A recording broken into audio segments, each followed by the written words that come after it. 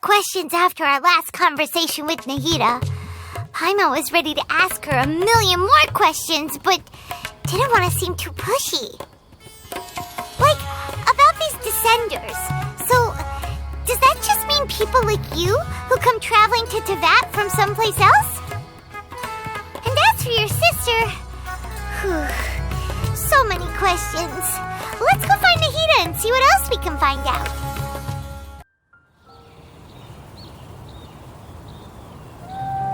Come on, serious suggestions, please. I'm not trying to write a thriller here. It's supposed to be an essay, you understand? An essay. That means facts and logic. Well, if it's facts and logic you're after, you shot yourself in the foot with your choice of research topic, didn't you? The Tatarasuna mystery. When so much remains unexplained, there's little to be objective about. Unless, of course, you restrict yourself to textual criticism. Yeah, well, this is my teacher's area of research. I can't change that. But it's fascinating enough without having to sensationalize it, don't you think? The strange location, the missing details, a mysterious person. I want to write my essay on something interesting, and I'm interested in getting to the bottom of all this. That's the only reason I came to you. Yes, you came to me, so all the more reason to take my advice. The fact is, it's the dramatization that will make people want to read it.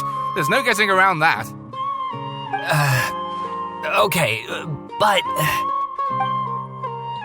Did one of them just mention Tatarasuna? But that's all the way in Inazuma! Is it just Paimon, or is it kinda unusual for someone in Sumeru to want to write a paper about that? Everyone here's just going about their business. Maybe it really is just Paimon. Guess people here are free to research pretty much anything. Great! Let's go find out what this Tatarasuna mystery is all about.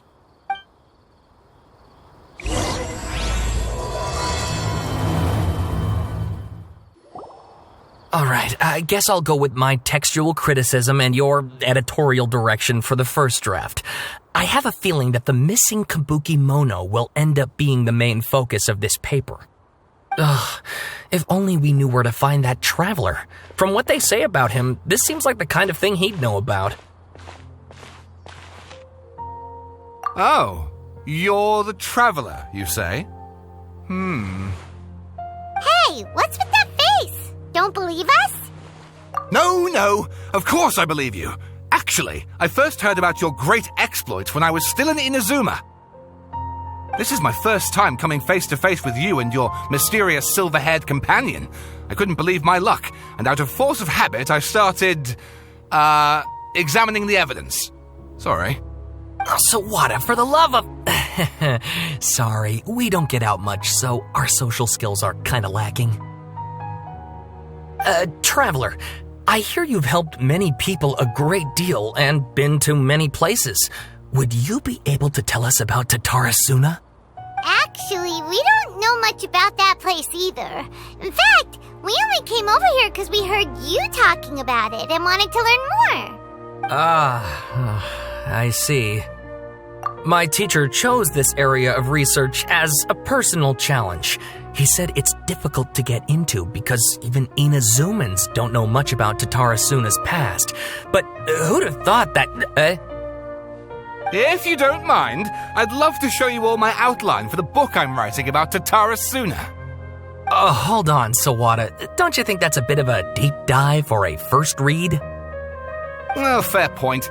In that case, please ease yourselves in gently by taking a look at Akaba's latest essay draft.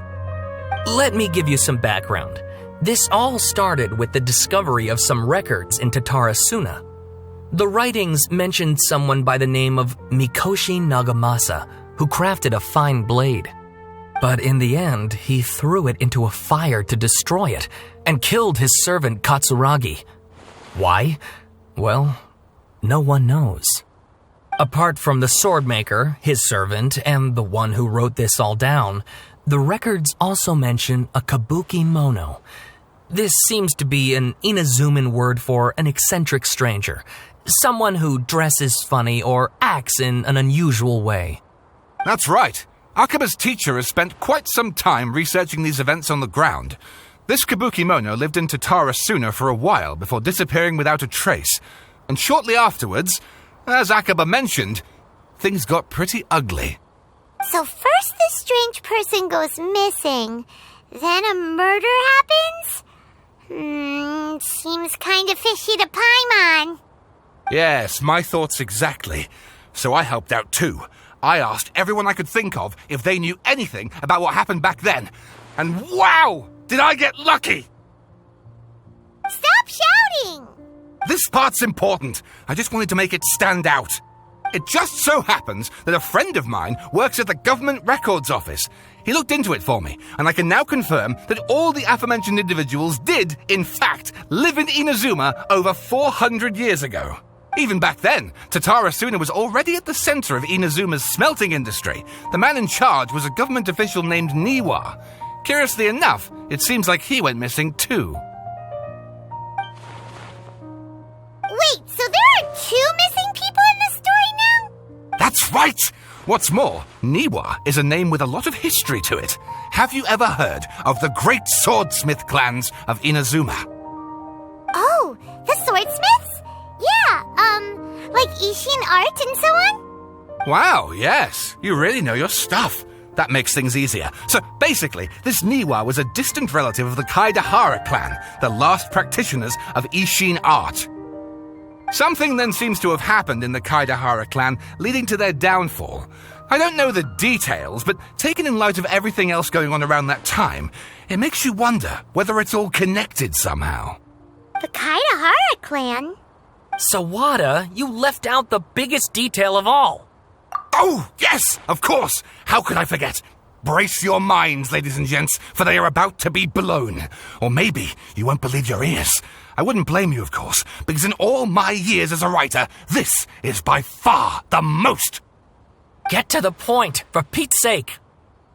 According to information acquired by Akaba's teacher, the Kabukimono was not a human, but a puppet. A puppet?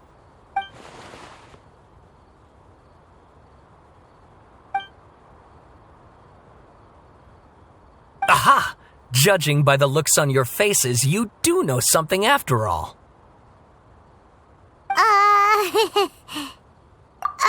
No! Paimon just meant, how creepy. The way you described it makes it sound like a ghost story. I agree, it does. But considering that non-human races in Inazuma are by no means uncommon, spooky events are to be expected. And that's exactly what my book is about. Please, take a look.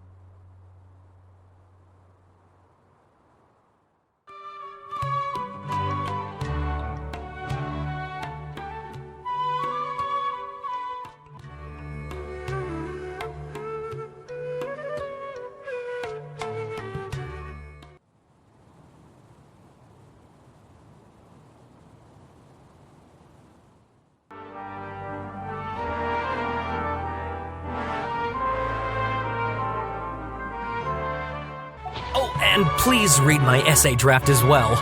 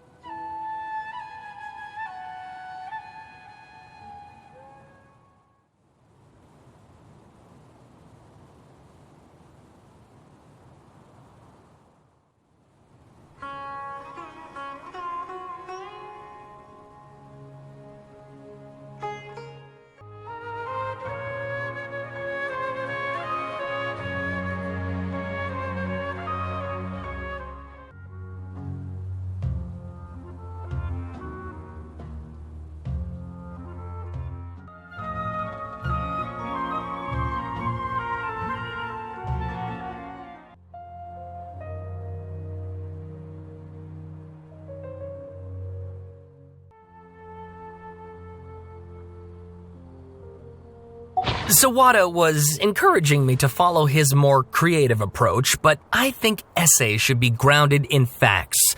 I don't think explaining everything away with mysterious forces will cut it.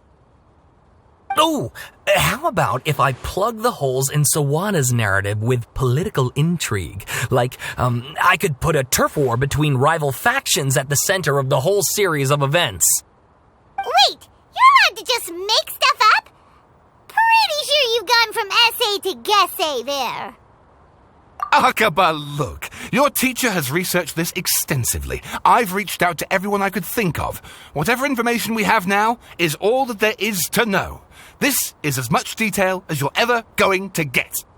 Besides, if there really was a political power struggle going on at anything like the level you seem to be suggesting, what hope would we ever have of finding out the truth?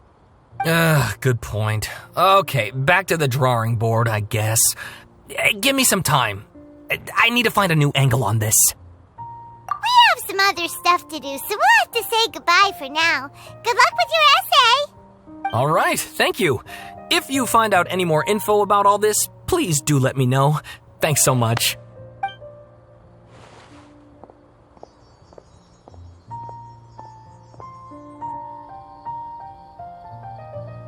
Hey, so that thing they were talking about, it has to do with the balladeer, doesn't it? Okay, then even if we did know something about it, we probably couldn't share it with them, huh? After all, we kicked his butt and got him locked up. Information about people like that is usually super confidential, isn't it? If you ask Paimon, Akaba should just pick a different topic. There must be as many essay topics as there are trees in the forest. There's no point in...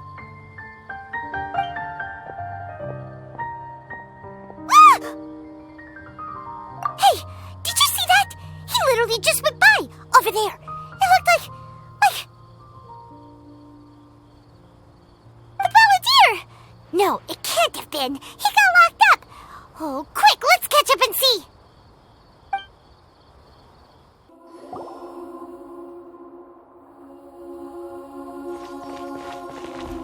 Traveler, Paimon, there you are. Nahida, bad news. We just saw the balladeer strolling around in public. Did he escape or... Ah! It's him! Sure enough, you're here. Hey! What are you doing in the sanctuary of Surasthana? Aren't you supposed to be locked up? I know you must have a lot of questions. Please, allow me to explain. It was my idea to set the balladeer free. We made a deal, and he's gonna do some investigation in Irminsul for me. A deal? Huh. You sure you trust this guy? What did you expect? Why do you think Sumeru would keep me around otherwise? Or maybe killing me is all you can think about. But if that's the case, why haven't you done it already? Don't flatter yourself. It was... Nahida said there's still some mysteries in you to figure out. Ah, so if it were up to you, you'd finish the job? Guess I had you all wrong. There I was thinking you were just getting cold feet. Well, that escalated quickly. Not a good start. Could I ask you all to please calm down? But Paimon's worried about you, Nahida. Don't let him trick you. It's not every day you see people questioning the God of Wisdom's judgment. Just when you think you've seen it all. Don't you dare try to drive a wedge between us! As long as the terms are reasonable, I don't think there's a problem in making a deal, even with the balladeer. Well, I for one have no reason to doubt you, considering you even struck a deal with the doctor. Yes, one in which I gained valuable information. You'll come to understand more about that in the fullness of time. The balladeer's power was all but completely spent after your battle. He's no longer strong enough to be a strategic threat to us. That puts him in quite a precarious position. Plus, he's a former harbinger with knowledge of many of the Fatui's sensitive secrets. Being stuck here in Sumeru could make him a sitting duck, depending on how the Fatui plan to respond. Wait a second. Farmer? You mean He's not a harbinger anymore? I take no pleasure in saying this, but it seems as if the doctor had no intention of welcoming back a loser, so... Sometimes it's you using them, other times it's them using you. Most human relationships are this way. Certainly all the stable ones are. That's how it was between me and the Fatui, and also between each of the harbingers. So as long as you have some value to offer, nobody will ever abandon you. But after recent events, even I have to admit that I'm not worth quite what I used to be. Well, if the Fatui are going to reevaluate my utility, I need to have a backup plan for myself. As we discussed, I don't like causing harm to living beings, and you said you need protection. So, why not join forces with us? I think these two have made their objection to that idea fairly clear, don't you? And they're your friends, so I guess you'll be siding with them. Yeah, obviously! Nahida, don't listen to him!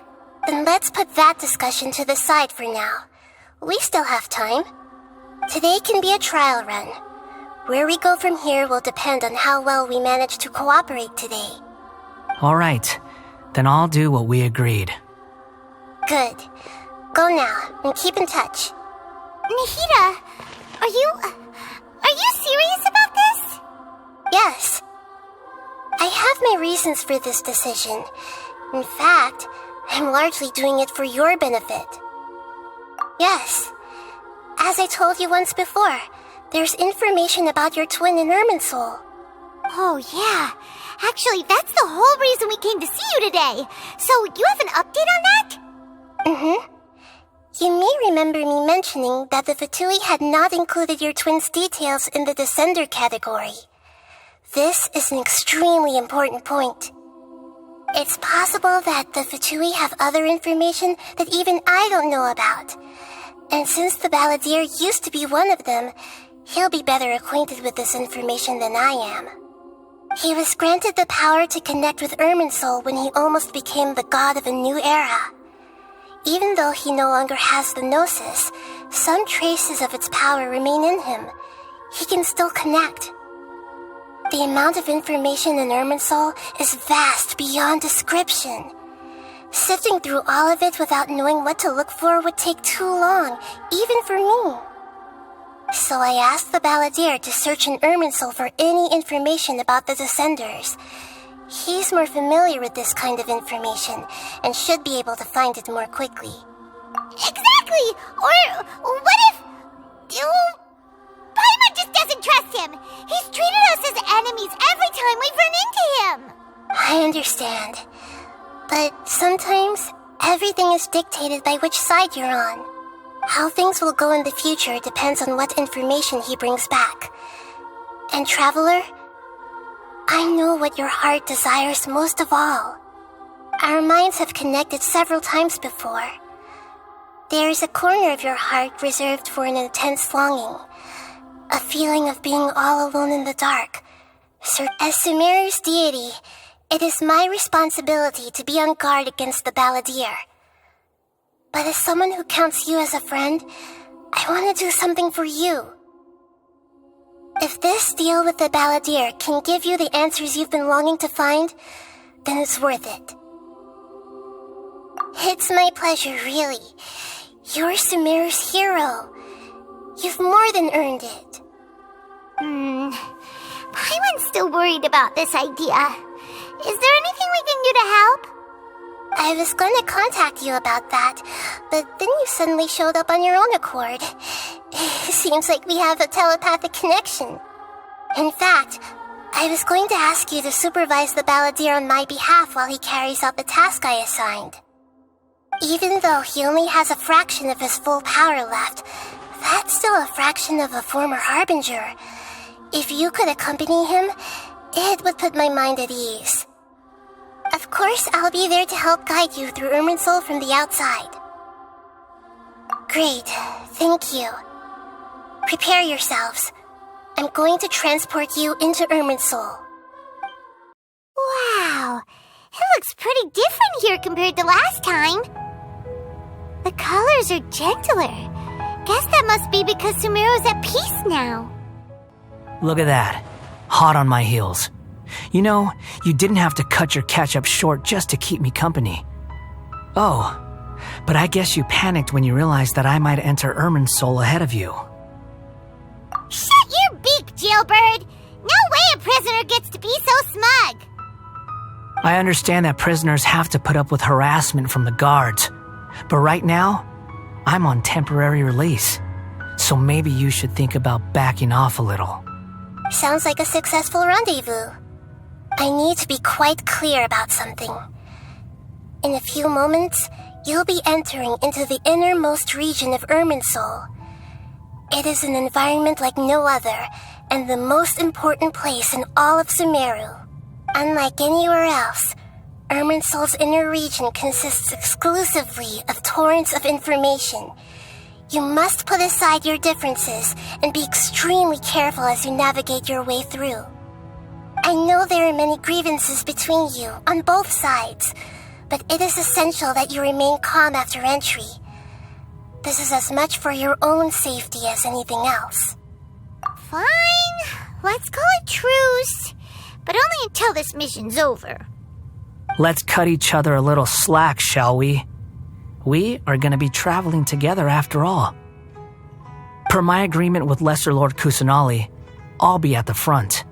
It's my job to lead the way and get rid of any obstacles in our path. All you have to do is keep your pretty eyes open and try not to fall behind. You sure are confident. Paimon will give you that.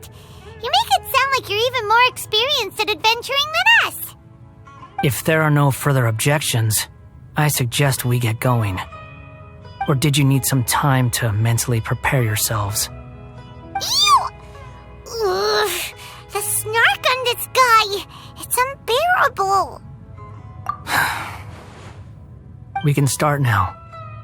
Ermin's soul access granted. Initiating connection procedure. Is this a small sapling? Oh, darn it! Come on, let's catch up with him. Wow. So this is the inside of Ermin's soul. Ooh. Paimon's never seen anything like this. And it feels like a sacred place. Ermin's soul is closely intertwined with the entirety of Tevat. Every bit of information flowing here means something. Pick your jaws up off the floor. It's time to go. Why is it that Paimon just wants to do the opposite of everything he says?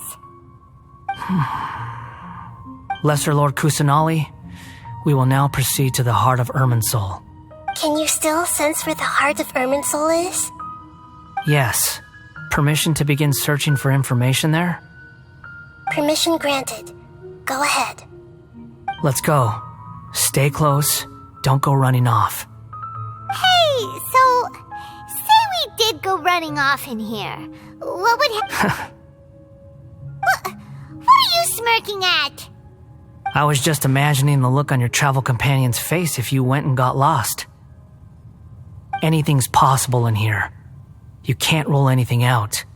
So if you want to stay safe, your best option is to stick close to me. These sapling things have spread out. Those are all packets of information from inside Ermin's soul. Be careful not to touch them.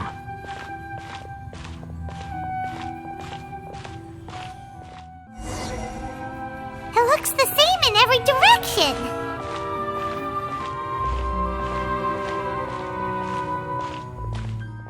No wonder he mentioned about getting lost. Huh. What do you know? He was actually telling the truth. Is he mocking me again? What is it this time? There's a time and a place to lie, but this definitely isn't it. So why don't you relax your guard a little? We're here. What a huge tree! Lesser Lord Kusanali, Good, you made it. Are you ready? ready when you are. Then please begin. Preparing to access cognitive currents. Establishing waypoint. The Balladier's actually doing what Nahida tells him. Guess he must want to stay alive.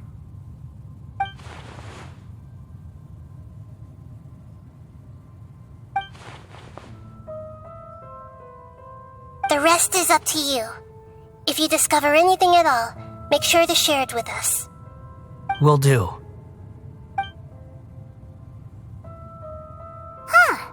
For once, we're the ones with nothing to do. Traveler, Paimon, would you like to talk? Yes, I've also invited Paimon to join. Huh? What the? We can talk to each other inside our heads? That's part of it. Plus, we're all friends. There's nothing wrong with us talking like this once in a while. Paimon's never tried this before. This is great! So, Paimon's been wanting to ask you something. Don't you think the Balladier's a bit of a walking contradiction? He's always talking back, but he seems to listen to what you say. As I've told you before, there are still some mysteries for him to resolve. Things that are clear as day to me, but that he has yet to understand. Perhaps today will be the day that he finds some answers.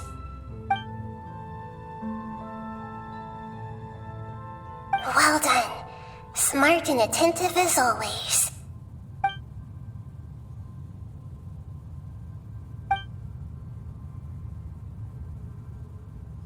So, you made contact with that part of his mind. Well, it's true. Betrayal turned the Balladier into the person he is today. Huh. Paimon thought nothing could get under that guy's skin. Turns out, he can get hurt and angry just like anyone else. Everyone has a history, Paimon. Even if you're a puppet created by the Electro Archon. Speaking of puppets, we ran into two people at the Academia today talking about an essay. Turns out their topic was about the Tatarasuna incident. Nahida, do you know anything about that? If you mean the mysterious events, the Kabukimono and so on, yes. I know about all of that. Really? Because from what they were saying, it sounded like lots of Tatarasuna's history is still unexplained. And most of the information we have now is just from people filling the gaps with their imagination. At least that's what they thought. Oh? How interesting. Those two managed to deduce quite a lot through guesswork alone. So the Gesse got it right? Well, they guessed right about one thing. Tatarasuna was sabotaged. Must be a riveting conversation you three are having. Funny how all the good ones happen when I'm not involved.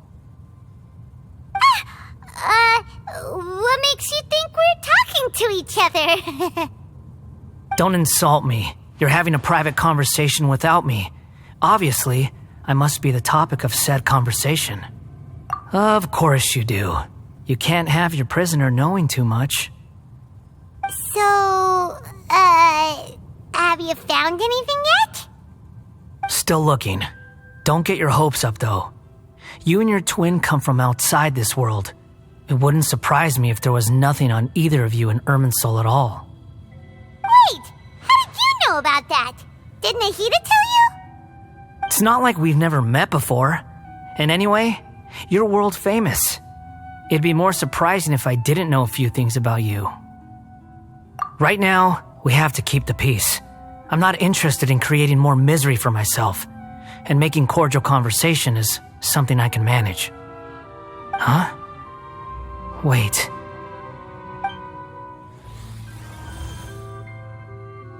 This light, it looks similar to those saplings. What could it be? Anonymous data. Hey, don't you forget the agreement. You have to share it with us. Shh. Just wait. Mr. Niwa, are you certain this is worth the risk? We are talking about Tatara Suna's furnace, after all. It may not pay to act rashly. There's no one else who can enter the furnace. It has to be me. Is that so? Well, since you insist. It's...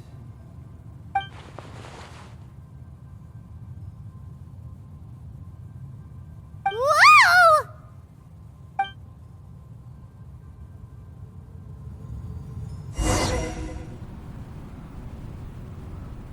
I have been in Tatara Suna for some time now. You have shown me great hospitality, as has Mikoshi Nagamasa, and indeed, everyone else. Under your leadership, Tatara Suna is a warm, welcoming place, like a giant village. People are gainfully employed, their lives have purpose, they are motivated. As I understand, the Raiden Shogun has, in recent years, eliminated much of the evil that plagued Inazuma. As for Tatara Suna, it was originally established as a means of safely disposing crystal marrow. The forging industry with crystal marrow as a raw material has since flourished, giving rise to generations of swordsmiths. Some world-renowned, others unknown, all passing on their legacy. Skills, blood, dreams. Every smith brought into this trade looks to find their purpose between steel and blade. That is why you accepted the proposal brought to you by myself and Akame. Yes, well, were it not for you coming to Inazuma and happening to make Akame's acquaintance, the two of you never would have joined forces. And he would be the first to admit that there's no way he could have revolutionized our forging process like this on his own. At least not on the same timescale. You allowed Akame to take all the credit for a method that you jointly developed. He sold it to me, and now every piece of ore here is smelted using the new technique. Even now, you remain one of Tatara Suna's key consultants, working right here alongside us. I believe it is you, sir, who are truly responsible for the changes in our manufacturing and forging methods. You flatter me. From the outset, I saw much that was commendable in the forging industry of Inazuma, and it has been my great honor to befriend you all. So you say, Escher. But is this really the truth? My good sir, what do you mean? I tried to resist thinking it was all connected, because I didn't want to speculate, and I didn't want to believe that things could turn out this way. What have we gained from adopting your new technology? Ominous black smoke? Mounting production problems? Worker fatigue and casualties are up and continuing to rise at an alarming rate. And recently, as you well know, someone died because of that strange filth inside the furnace. We've kept the truth from spreading outside, but still, I suspect you understand it better than I do. None of the people who went out to get help have come back. Now, our mutual friend, the Kabukimono, is taking the Golden Feather to Narukami Island to seek an audience with Shogun. This is our last hope. But that doesn't faze you, does it, Escher? Nothing does. Otherwise, why would you still be standing there with that smile on your face? I'm just surprised that you finally chose to be so sincere. I'm sure you've been harboring these suspicions for quite some time. Mikoshi Nagamasa may have noticed that there was one common denominator among all these events. Namely you, Escher.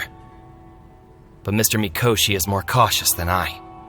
After all, Nagamasa is the adopted son of Mikoshi Torachiyo, the yokai struck down by the Shogun's own hand.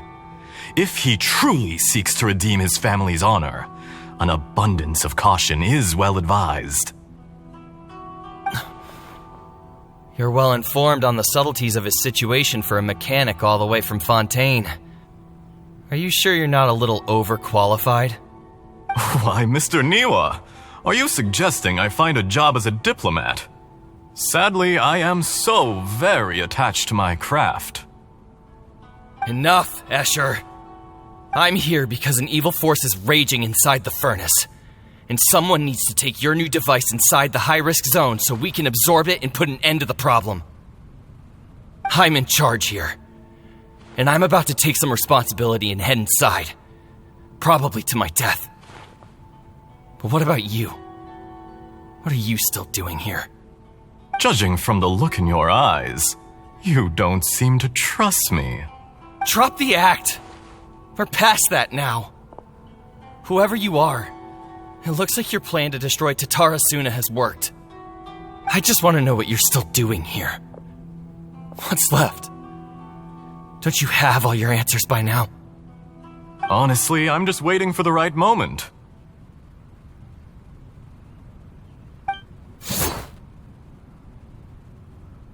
A moment like this, where you finish talking and I stop you from entering the furnace. You...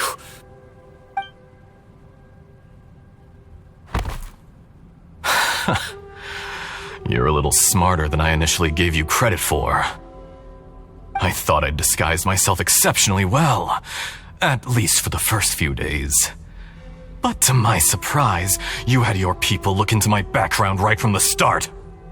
It's a long journey from Inazuma to Fontaine, but that didn't stop them. Eventually, they managed to confirm that Escher was an alias, and that I was not from Fontaine at all. And yet, despite all of that, you still fail to realize my true identity, and what I seek in Tatarasuna. Did you really think you would be able to see through my plan? If you kill me, there's no one who can get inside the furnace. So you're really going to destroy this place? Is that it? Oh, but you're quite wrong. There is one other person. Some may not see him as a person, but you told him yourself. You're not a puppet. You're a human. You're just missing a heart. Whoever you're working for won't get away with this. They'll be found out. But this makes no sense. What are you really trying to accomplish by all this? What? It's no trouble at all. Patience is a virtue which I have in abundance. This is all part of a carefully controlled experiment. If you must know, I'm happy to divulge my true identity. I'm a Fatui harbinger. Call me the Doctor. The Fatui? Who? What do you want? Just to create a minor inconvenience for your nation. That's it? That's why you gave us your cursed technology? Just to let loose the evil energy from the crystal marrow? Look how even the righteous soul is filled with venom when faced with its demise. My device functions precisely as you say. It is the only chance you have of preventing a catastrophe and keeping the truth from the outside world. However, I did not make it with you in mind. It is easier for a person to be possessed by evil spirits when they are filled with hate. So give in to your fury. I want to see what happens when a malevolent heart is placed into an unsuspecting puppet. Make no mistake, even without you, that pure, innocent puppet would only end up being used by someone else instead. What other reason would a human have for befriending one who is not of our kind?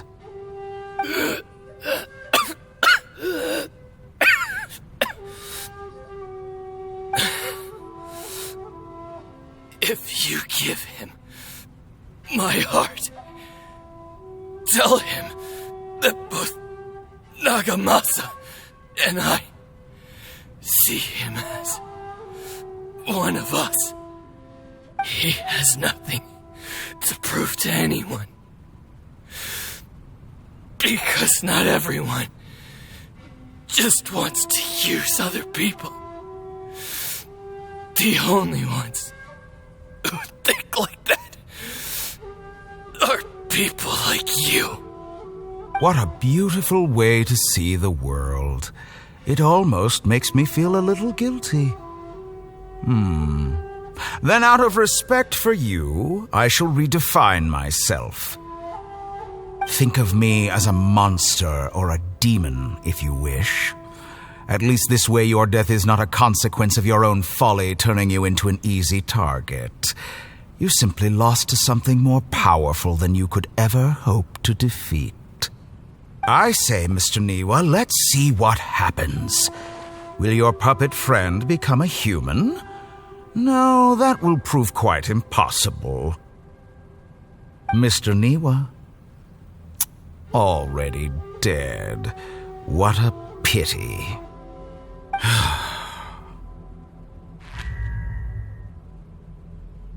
Jester, I have completed the task you gave me, creating a gap and infiltrating Inazuma's inner workings.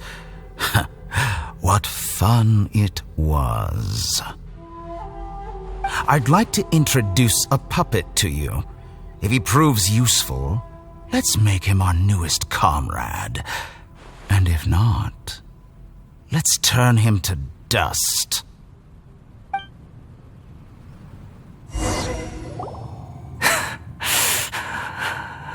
Hey, are you alright? Dottore.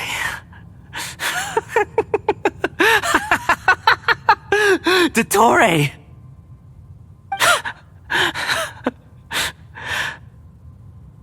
Good. Good.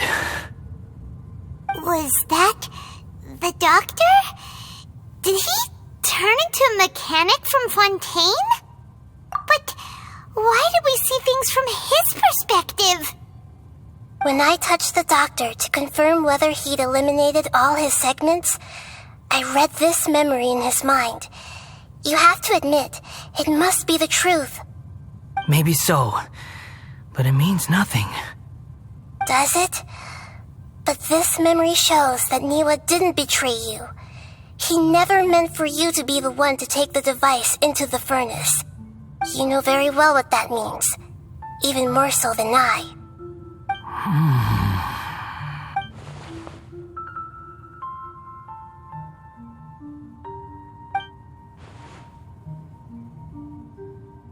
Let's give him some space. He looks really mad. Paimon doesn't want to be anywhere near him right now. We need to give him some time to process his emotions. Paimon's still confused about the Tatarasuna incident. So, the doctor was behind it, but why has that gotten him so worked up? Nobody has ever deceived you like that, Paimon. It's natural that you find it difficult to understand. Perhaps he needed to learn this someday. So now you have the complete picture. Katsuragi took the Kabukimono to live with the people of Tatarasuna. Later, the doctor showed up, disguised as a mechanic from Fontaine. And that's when the trouble began. It was all a horrific experiment planned by the doctor. Everything he did was just to plant seeds of disaster in Inazuma that would bear fruit in the future. Of all the unwitting participants in the doctor's experiment, the balladeer became the main test subject. After the events you just saw in that memory, the doctor put Niwa's heart into the device and handed it to the balladeer. Then, he instructed him to enter the furnace and absorb all the filth caused by the smelting process. The load was far beyond what he expected, but the balladeer survived. He left the furnace in sheer exhaustion and said to the mechanic, "This device seems to have protected me. What's in it?" The mechanic answered, "Niwa fled this place for fear of punishment, but he left you a gift. He said it's the one thing that you've been looking for." He took it straight from the chest of one of his innocent servants. the mechanic removed the withered heart from the device, the balladeer was stunned that such unthinkable cruelty had brought him the thing he'd been longing for his entire life. A heart acquired through cold-blooded murder is a cursed thing, but it had protected him from the filth. He thought Niwa had completely betrayed him, and yet this very betrayal had ensured his survival. Overwhelmed with anger and sorrow, the balladeer threw the heart to the ground and left Tatarasuna without looking back. Holy moly! So the doctor killed an innocent man and pinned everything on the victim? That's terrible!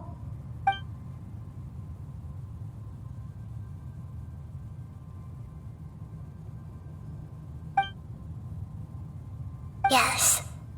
Only if he understands this can he choose a new path forward.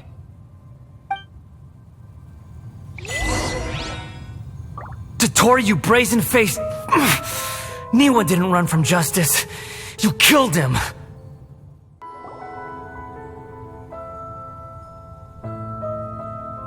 Shall we see how he's doing? Hey, you alright? That's a scary expression. Are you worried about me? If we didn't have such a history, I'd almost think that qualifies me to be your friend. It won't.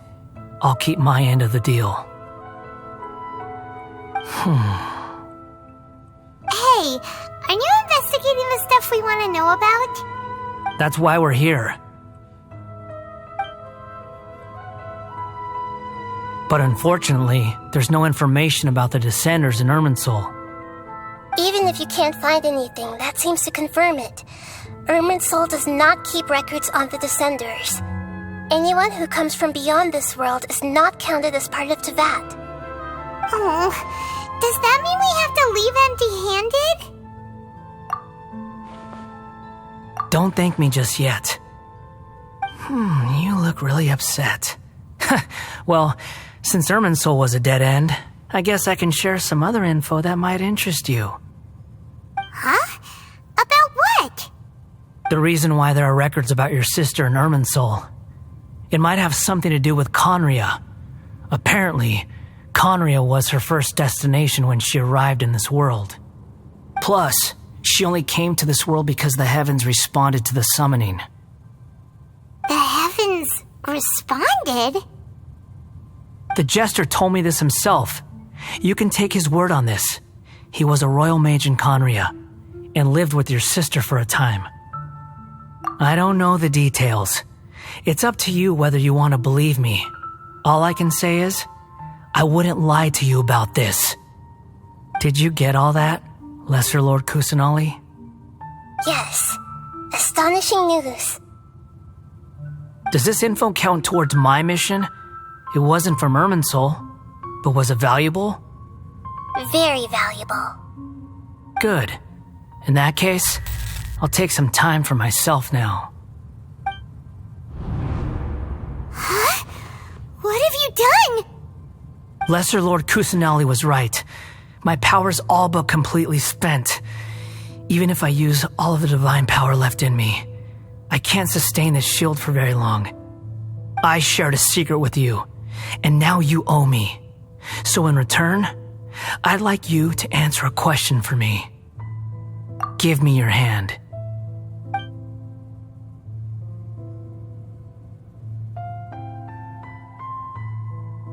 Can you hear my voice inside your head?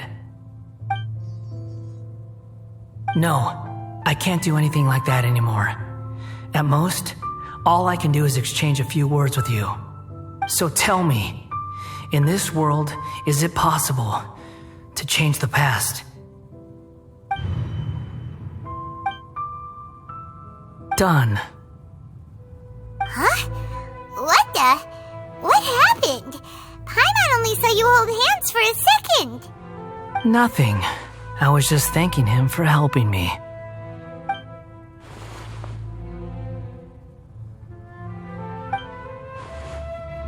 So long. I suggest you get yourselves out of here quickly. Where are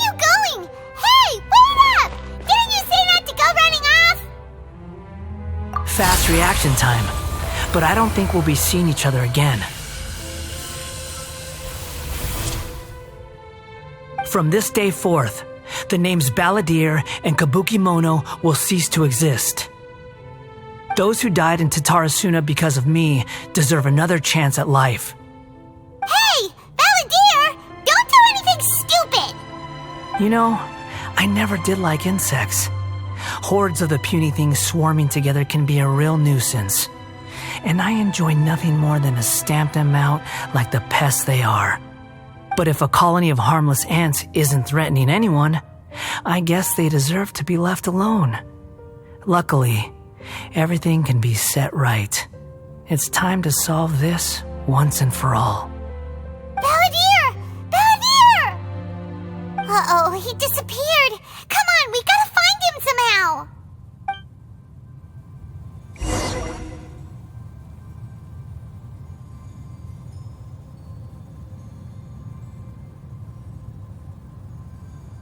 Oh no, he's really gone.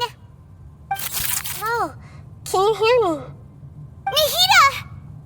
Traveler, Paimon, Balladeer, what happened just now? I was suddenly cut off by some kind of power. It was the Balladeer's fault. He shut you out.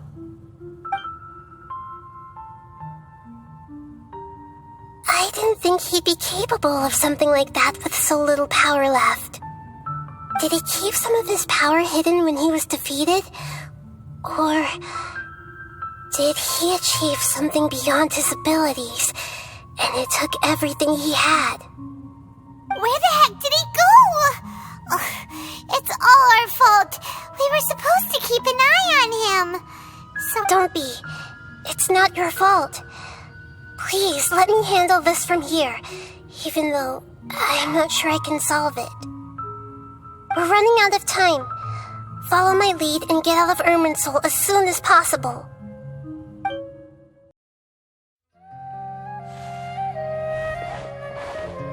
we're out.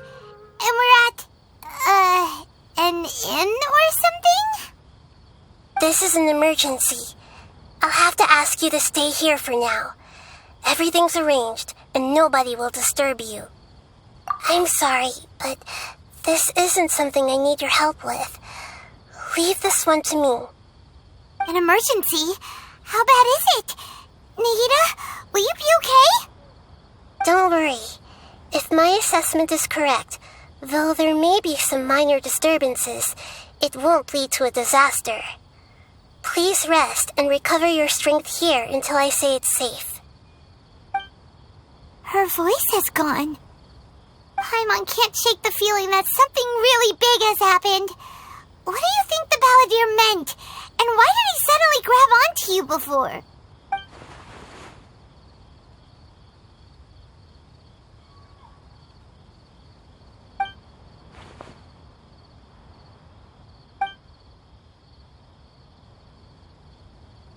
He wants to change the past? But surely that's impossible! Right! You can't just rewrite history! All that stuff happened already in real life! It's like, imagine Paimon drank all the water in this inn. Even if no one was there to see it, Paimon would sure as heck remember drinking it! So, why does Paimon still have a bad feeling about this? Paimon can't help but feel scared about what he might do. Ooh, Paimon's so confused. Huh? Ah! Sorry, Paimon accidentally... It's the Balladeer's fault for causing Paimon all this mental stress. But erasing yourself from history? It's unthinkable. Is that really possible in Irminsul? Uh-oh. Paimon's head is overheating from trying to understand what he's up to. And it's still not working. Ugh! Paimon's had it with that little brat. He's been nothing but trouble ever since we met him. There's no way he'll actually succeed, right? Otherwise, won't everyone who's connected to him be affected too?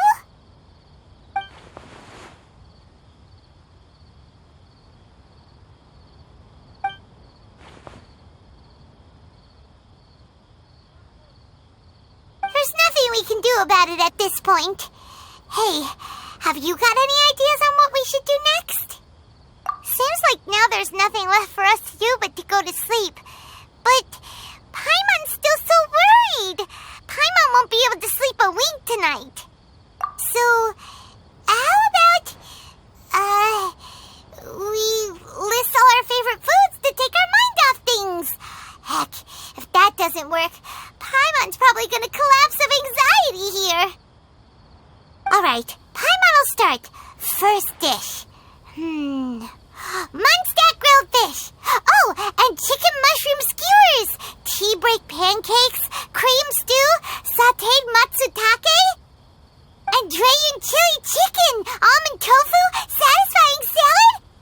Oh, also Adeptus Temptation. Golden shrimp balls. Triple layered consomme. Lotus seed and bird egg soup. And...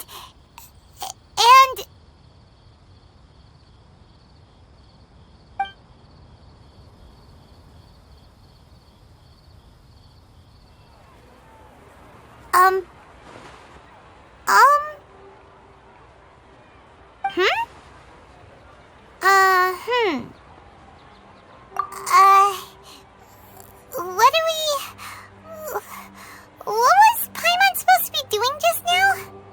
Paimon was, talking? Huh. Paimon suddenly can't remember what she was talking about.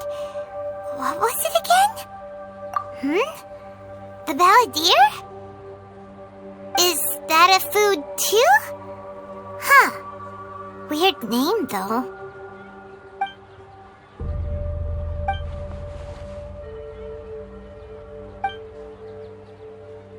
What's wrong? Your eyes are like saucers. Was it something Paimon said? So, the balladeer. Is that someone's name? 'Cause it sounds like a nickname or something.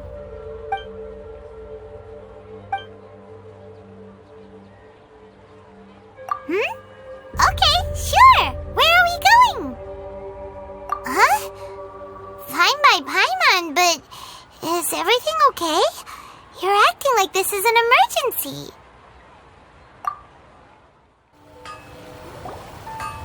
We've made it to Amenoma Smithy. Ah, it's been a while. Of course.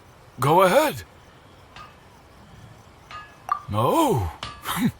Now there's a question I wasn't expecting. Very well. I'll tell you what I know once more. The once renowned Raiden Gokuden, comprised of 5 branches. Amenoma, Futsu, Ishin, Hyakume, and Senju. The art of forging practiced by these 5 clans was first taught to them personally by the almighty Shogun. Over time, the 5 branches diverged from one another as generations of bladesmiths honed and perfected their craft until they became 5 distinct traditions. Most of the great swordsmith clans of old have since fallen into decline, and for a long time, only the Amenoma branch kept its art alive. But fortunately, Kaedehara Kazuha recently returned to Inazuma and took up the mantle of the Ishin art. Now, 2 clans remain of the original Gokuden 5. If my memory serves me right, you yourself were present when he forged the Ishin blade. Oh yeah, we were! Paimon remembers that now. We learned a bit about the decline of the Raiden Gokuden then too. It seems like such a shame. That, my friends, is a tragic tale indeed.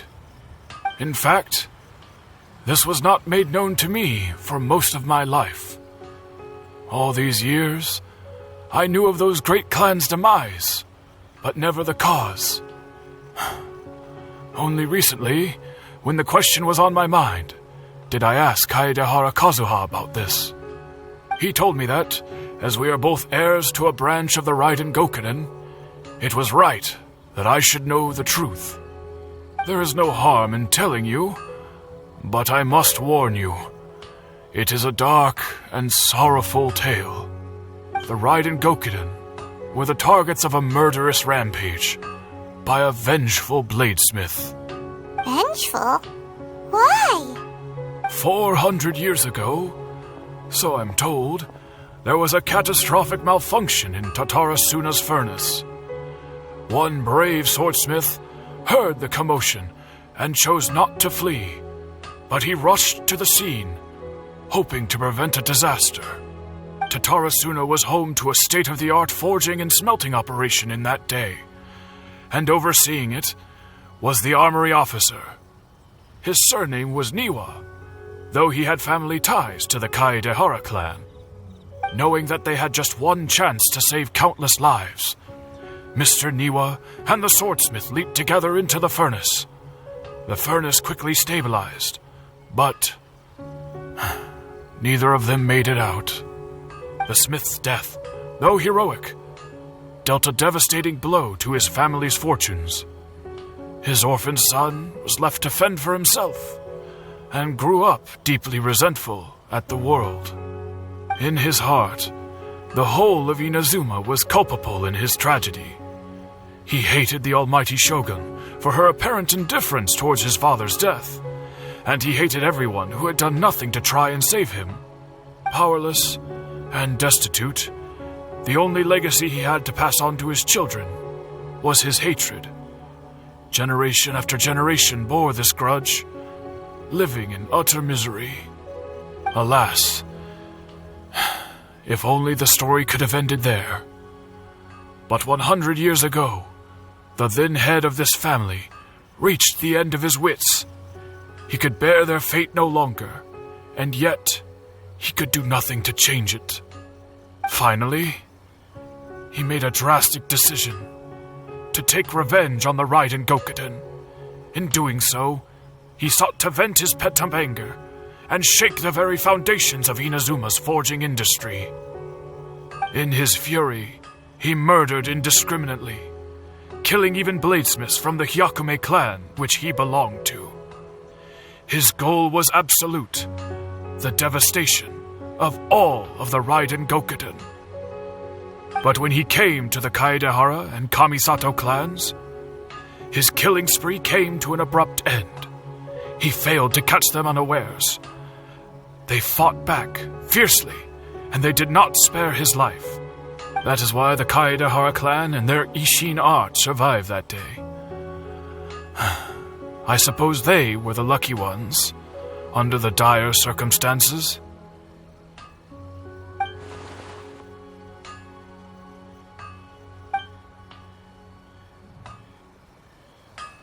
Was there anything else you wanted to ask?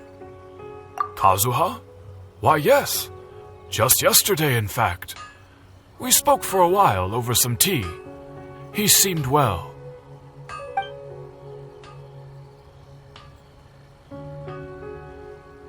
My pleasure. Don't tell Paimon. There are other places you want to visit too, right? Your expression says it all. You can't hide anything from Paimon. On to the next stop. Lead the way, traveler. Paimon will be right behind you. Whenever I'm reminded of what happened back then, it always weighs on my heart. We're here! This is the Yashiro Commission's headquarters, so... Traveler, it's been a while. If you're looking for the Commissioner and Miss Kamisato, I'm afraid your timing is unfortunate. They're not here right now. Are they out on business? The Commissioner is out on business, and Miss Kamisato is standing in for some meetings in the Commissioner's place. If it's urgent, you're welcome to wait inside until they get back. What do you think? Shall we go in?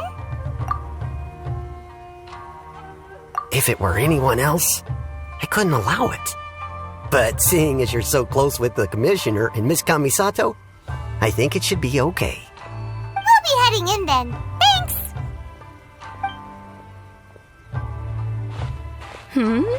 Hello, dears. Is there something you want to say? Of course, traveler. Yes, I know who you are. Miss Kamisato has told me about you. What would you like to know? Oh, they're both very well indeed. Lately, Miss Kamisato has been rather busy attending all kinds of meetings and occasionally paying visits to some local organizations on the commissioner's behalf. As for the commissioner himself, well, you know, busy as ever. That much hasn't changed. Although he does seem to be in a rather good mood these days. So pretty much business as usual in the Yashiro Commission, huh? Very much so.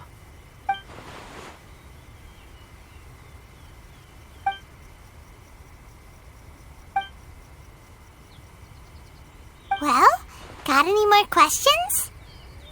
You're very welcome. In fact, I would love nothing more than for you to come and visit more often. But I'm sure you must be far too busy to have time for that. Miss Kamisato talks about you all the time. She seems so thrilled to have you as a friend, and she's always saying how talented you are and how much she admires you. I must say, many things in Inazuma seem to have taken a turn for the better since you arrived here.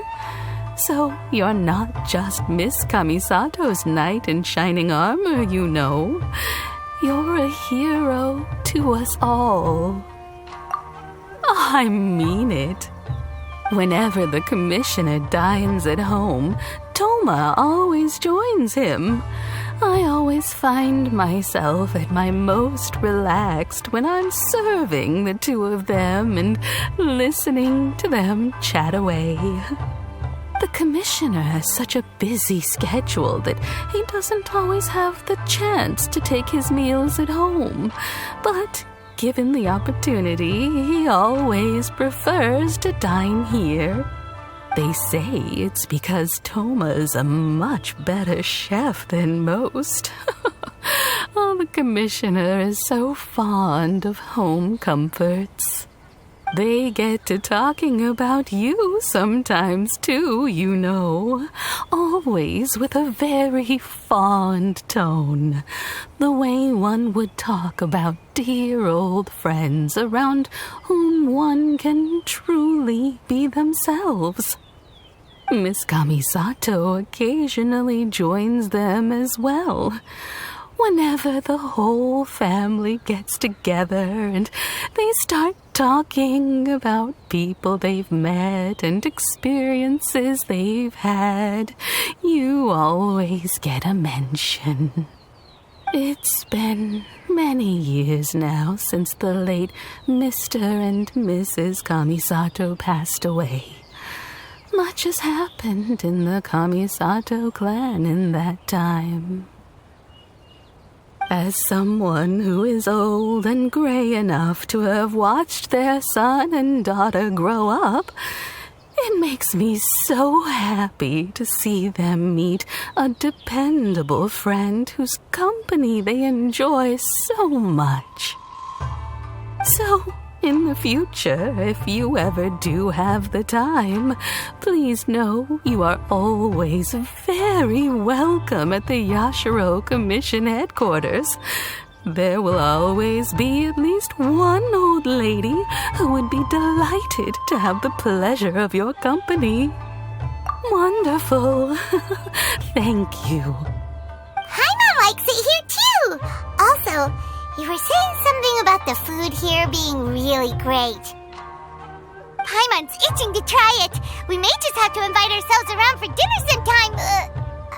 Paimon meant we should come pay a visit again real soon. Ideally around dinner time. Of course. You're always welcome.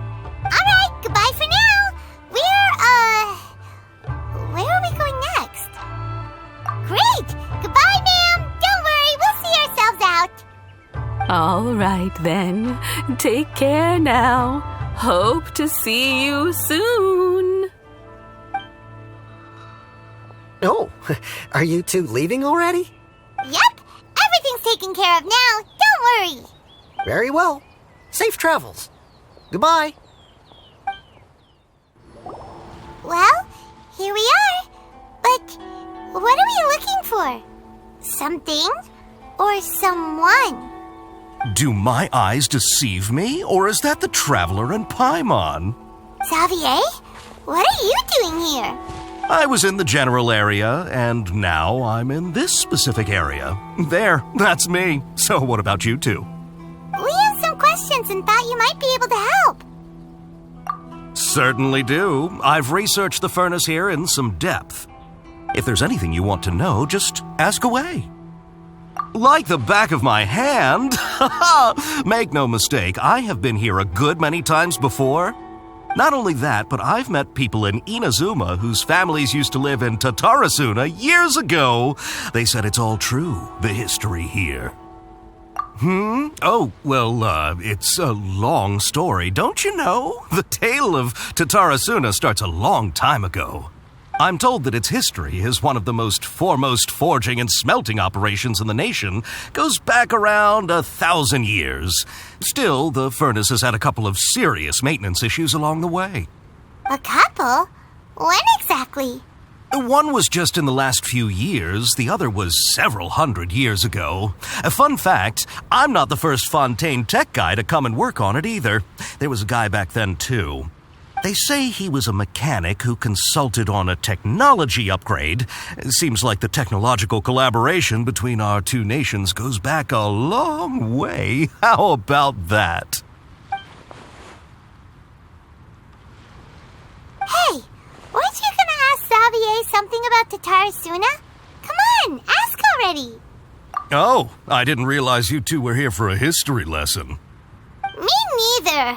Paimon doesn't know what's gotten into this one today. Feels like we've been preparing for a history exam or something. What brought this on? Did you just wake up today with a sudden burning desire for historical knowledge? Sure, go ahead. A Kabukimono? No, I can't say that I have. I do know the word, Inazuman for those eccentric types who always go around dressed to the nines. Just the sort of person that I'd like to meet, actually. But sadly, I've never had the pleasure, nor have I come across anything to do with a Kabukimono where Tatarasuna is concerned.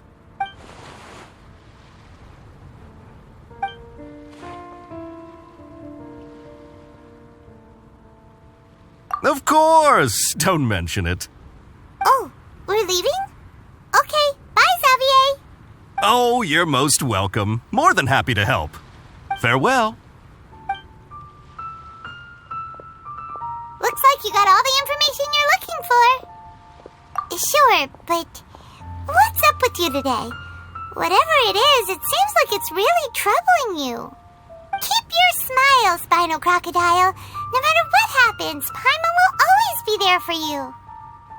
Come on, you gotta keep it together. Why don't you grab something to eat? You can't go facing life's challenges on an empty stomach.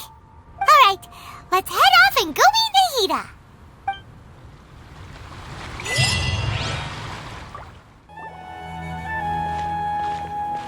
Hey, it's them!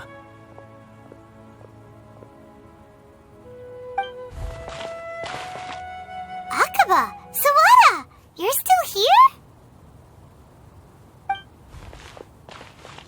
Indeed we are. If you have a moment, we'd love for you to join us once more. We have time. What do you want to talk to us about?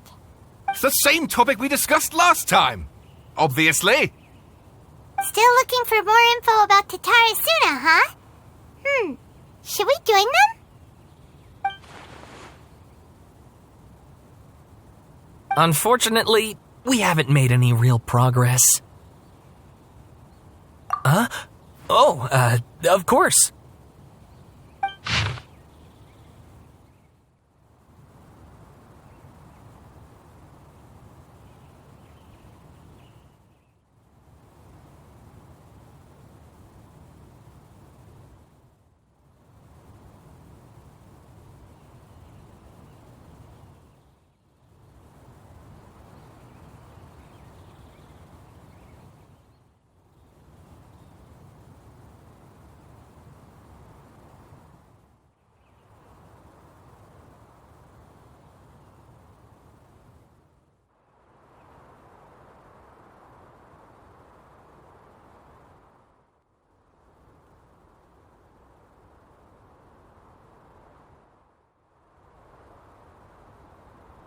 I presume you'll want to read mine as well.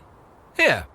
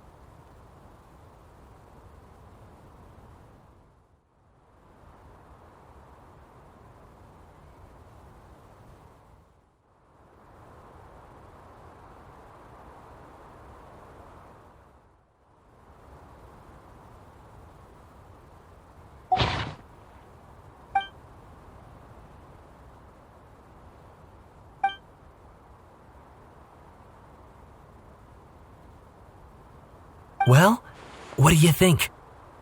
Hey, Traveler, remember how last time Akaba was saying how he wished he could gather more information about all this? Well, we just got back from Inazuma, so how about we tell them what we learned? What did you find out? Something big? It's a long story. Basically, we have some friends in Inazuma, and... Wow, so many new details. Thank you so much for sharing that with us. Well, well, so it all comes down to one man's desire for revenge. Huh. You heard this from a member of the Amenoma clan, you say? Then I guess it must be true. Ugh. So there's no ghost story here after all. This new information actually lends further credence to my hypothesis. Evidently, swordsmiths were seen as having an incredibly prestigious role in society those days, to the extent that harming them was conceived of, at least by the perpetrator, as a way of exacting revenge against those in power. Yes, okay, point taken, you were right. But that doesn't mean I can't carry on with my novel. And they're back at it. These guys are really into this. Oh, so sorry. Look at us, prattling on about our projects and ignoring you. Thank you so much for the information. You're welcome. See ya. Keep us in the loop if you find out anything else. Will do. Great! I can finally move forward with my novel. But what a sad story. I don't know what I was expecting, but I never would have guessed this. Nahida, we're here! Traveler, Paimon, how have you been? Ugh, where to start? Paimon hasn't had a moment's rest this whole time. That night, we ended up chatting until suddenly the sun was up, and then he decided he wanted to go to Inazuma. The Balladeer? It sounds like some kind of code name. You look troubled. Is there something you need to tell me?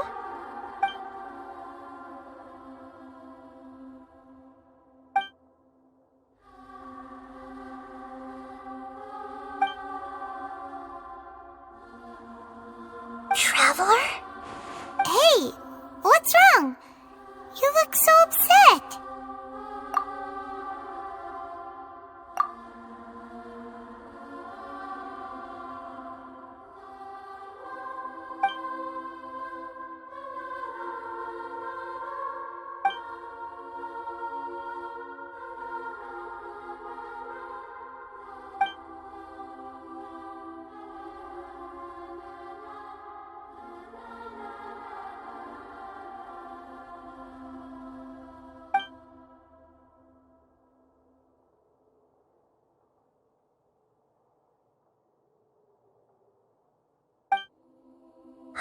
That's quite a story.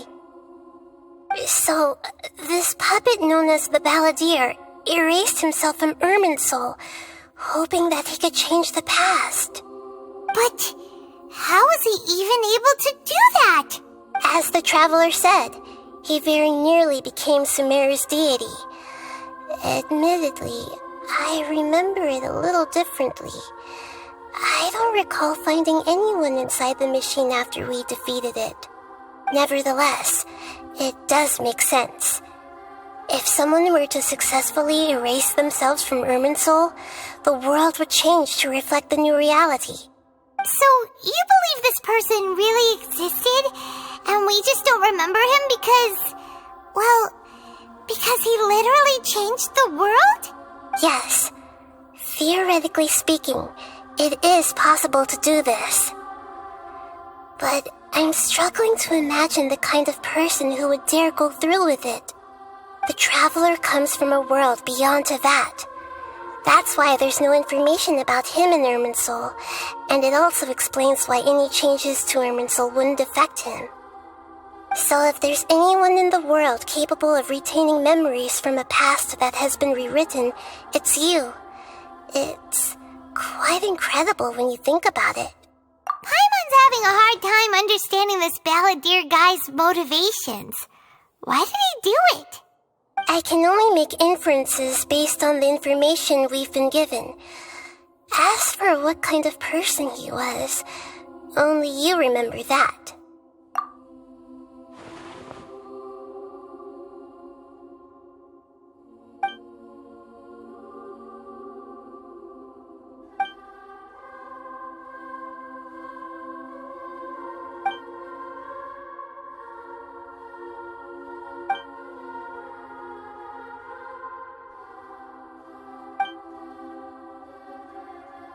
Something else worrying you? Something that you can't share? It couldn't change the fate of the ones who had died, right?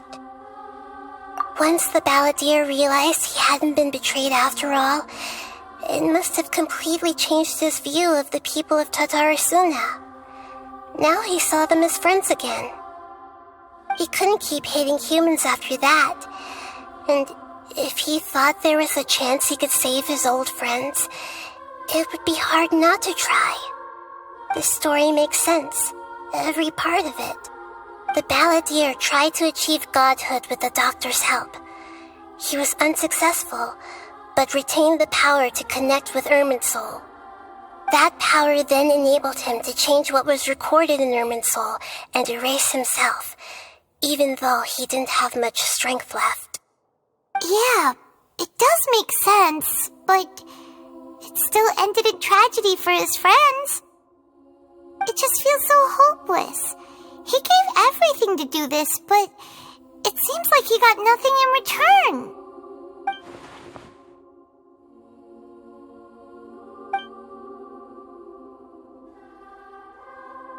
Please wait a moment. I want to check something. Found it. This should be the one. It turns out that I have a strange way of confirming everything he has told us. What is it? A record from a personal collection. It was tucked away in a corner. You should take a look.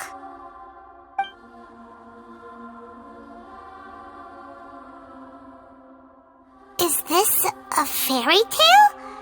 Who wrote it? I authored this record myself. Huh? You wrote a fairy tale that somehow has something to do with the balladeer? When combined with the traveler's narrative, it's clear that this story is an allegory. Everything in it is a symbol for something else. Hold on. So this record survived from the past? Yes. Any information about the balladeer or the Kabukimono and other records will have been changed. But I wrote this story in a way that means it was left intact. Changing the information in Irminsul changes to that. But Irminsul can't change information that was well hidden in advance. I guess I must have written this story as a backup before the balladeer entered Irminsul. That's incredible! What a great idea! And sending the traveler into Irminsul with the balladeer must have been a further precaution. I knew he'd remember everything. This story is abstract enough that it still resonates with the present information recorded in Irminsul. But if we connect all the different pieces together, the true story that emerges is the one he told us, the now erased life of the balladeer.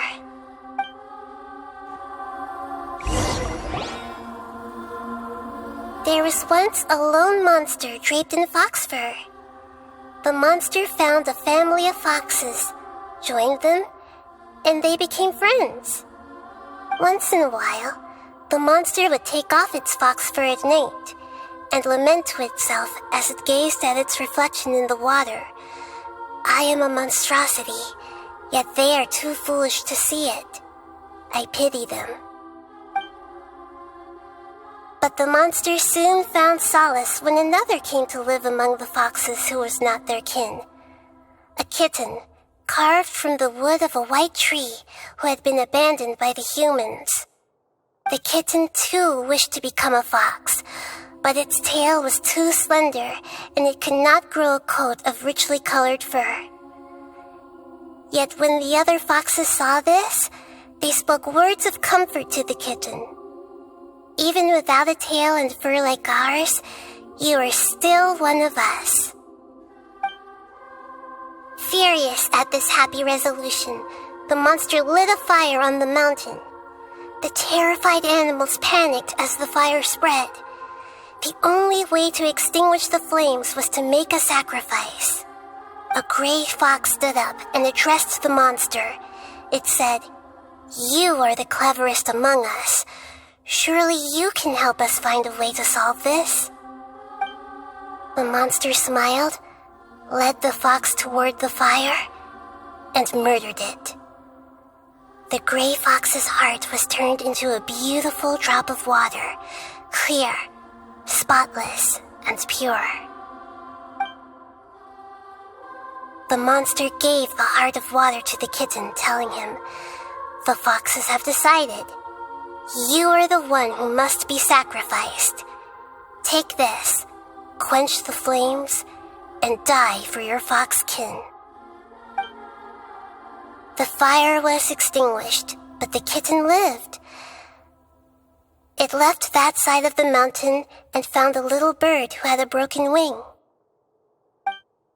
The two promised they would spend their whole lives together, but the little bird did not have long left to live. It passed away soon after.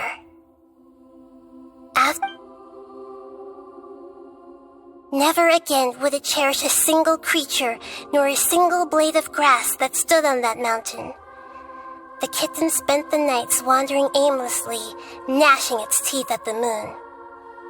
How it wished to swallow the moon and devour the moonlight. If the world could only return to darkness, then it would finally be peaceful and content. I will become the new moon, the answer to everything. Then, no one will know that there were once birds, foxes, and cats in this world. And no one can know that they were different.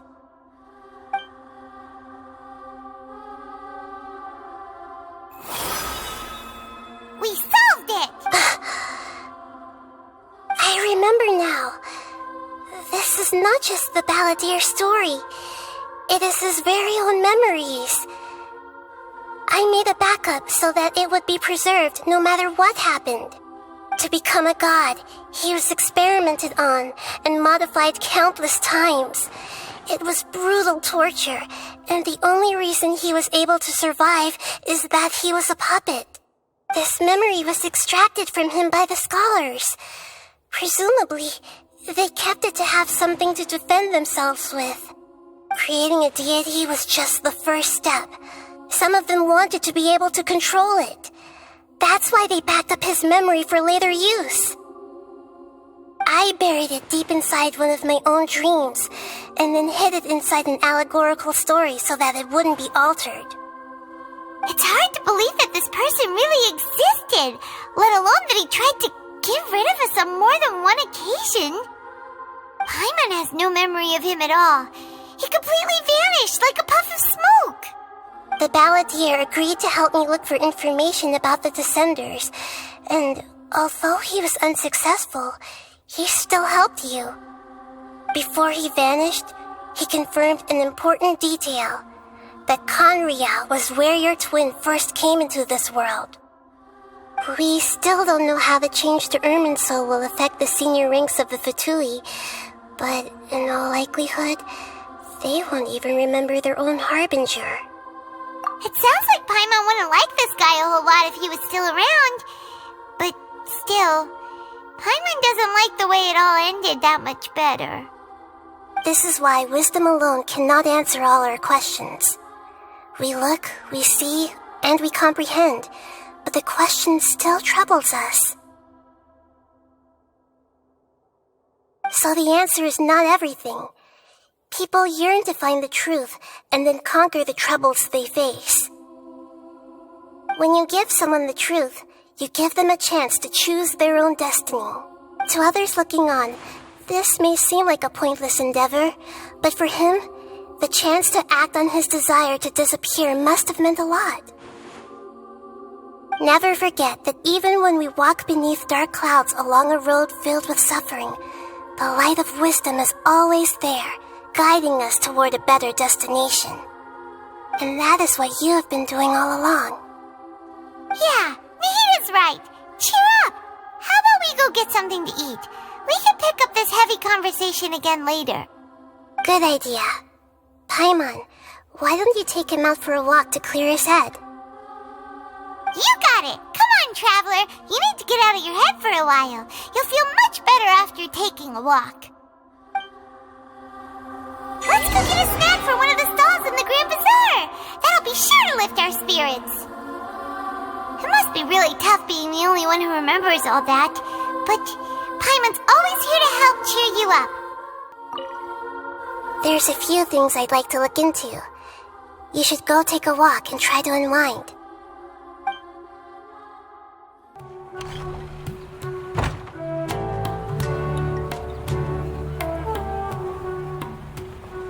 We're here! What should we eat first? Hey, are you gonna answer or what?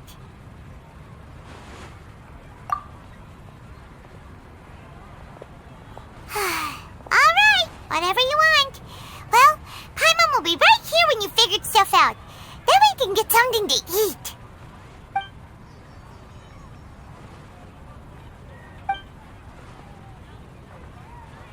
What is it? Have you figured it all out?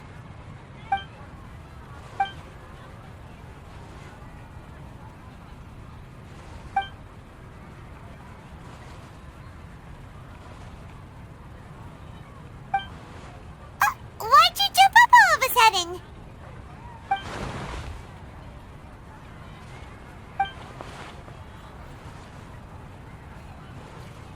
Excuse me, boss. There seems to be a small problem with the last bill. Look, here.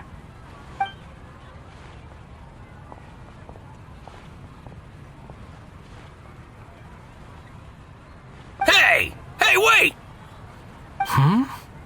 You mean me? No, not you. That kid! Didn't you see?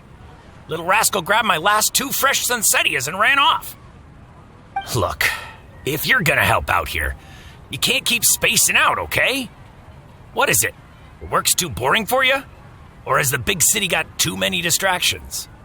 I wasn't paying close enough attention. Sorry, boss. I think you're right. Maybe it's the city. It's so exciting.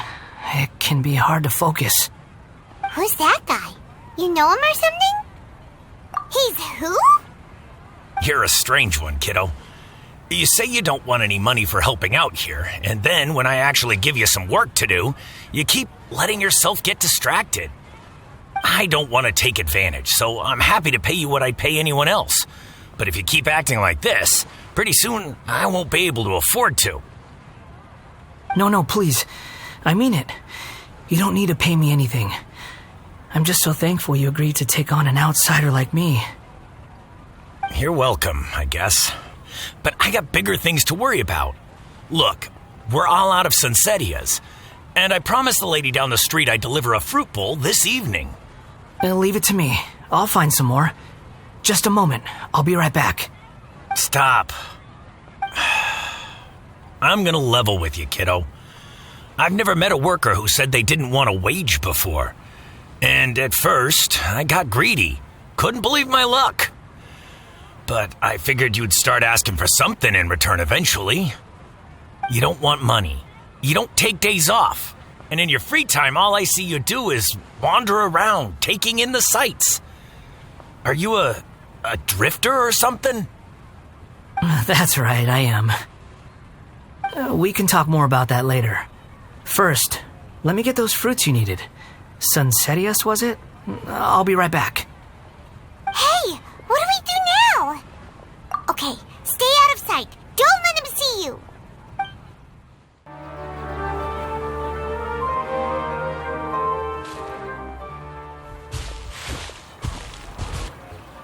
Yeah, this'll do. Even though you say he's the balladeer, what are we planning on doing? Stealing his Sunsetius? Isn't that a bit too cruel? Oh, all right. This should be enough. Guess I should wash them before I take them back. Huh? You two over there. Is there something I can help you with? He spotted us! You've been following me all the way from the city. I'd have to be blind not to notice. Have we met before? No, we haven't met. But you know me? I have no recollection. Are you absolutely sure? Sorry, but I just can't take your word for it. A puppet? What makes you think that? Huh? You were right! The look on his face! I guess you do know me after all. That is not something I share with a lot of people. Look, I'm just a wanderer. But seeing as you've gone through all this trouble to track me down, I'm sure whatever it is must be important. Okay, but please let me deliver these goods to my boss first. Are you really working for that guy? He said you don't want any more for it. Is that true? Yes, I ran into him out in the wilderness during a storm, and he let me take shelter in his cart. In return, I said I'd be his helper for a while. That's oddly nice of you. Let me take these back. Then I'll come with you, okay? Then let's return to the city. Here you go, boss. I'll leave them right here. Oh, you really went and picked some more. Who are these two? Something's come up, and they need to borrow me. Sorry, boss. I'm afraid I'll be away from the stall for a while. I was just about to pay you anyway. Go wherever you want, kid. Don't waste your time here. What? I get it, okay? You just wanted to help me out, to thank me for giving you shelter from the rain that day. Even then, I don't understand why you're so adamant that you don't want any pay for it. But look, it was pouring down, and there you were, sauntering along without a care in the world, like you had nowhere to be and didn't even care that it was raining. Imagine you and me for a second. It's a little weird, right? Why is this guy traveling during a rainstorm if he's not trying to get somewhere? And why is he taking a shortcut through the open country if he's not even in a hurry? But anyway, taking you in didn't put me out even slightly. You don't owe me a thing for it. Certainly not all this. Your time is valuable. You know, you should go live your life. But I don't...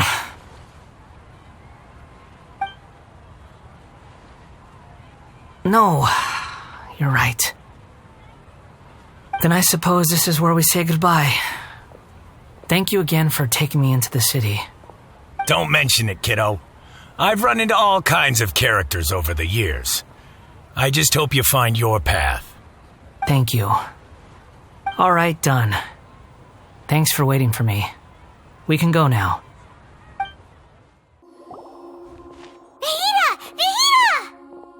What's wrong?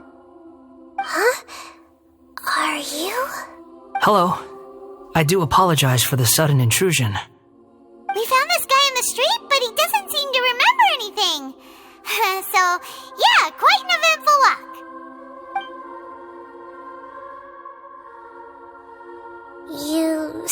that you are trekking across Teyvat to train yourself. Many other Inazumans who describe themselves in this way call themselves Shugenja. Why do you refer to yourself as a wanderer? Well, it seems more relevant in my case. To me, it sounds like a plant with no roots. But these two claim that they know me, and that I have a hidden past unknown even to myself. I wouldn't call it the past, but rather... this is a difficult one to explain. I don't like to rely on using terms like this often, but in your case, it seems that it ought to be called previous incarnation. Oh, like a past life or something? Yes, something far more distant than the past. So far away that you cannot perceive it. Okay, I have to ask. What was I like in my previous incarnation? Oh, okay. I see. You want to tell me, but you can't bring yourselves to say it. Looks like I didn't have the most wonderful existence in my previous incarnation. If it's that difficult to talk about, I have no doubt it will be just as difficult to hear, but I'll be able to handle it. Please, tell me the truth. Is truth something you care a lot about? Yes. Then I'll be straight with you. In your previous incarnation, you did many things that would be considered evil. You nearly died because of what other people did, and many died because of you. As a non-human being, you hated gods and humans alike. You drifted from place to place, never able to settle, even where you found status and identity. You adamantly believed that you were missing a heart. Actions rooted in persistence sometimes bear bitter fruit. Sometimes, you have to let parts of yourself go, or you'll never be happy.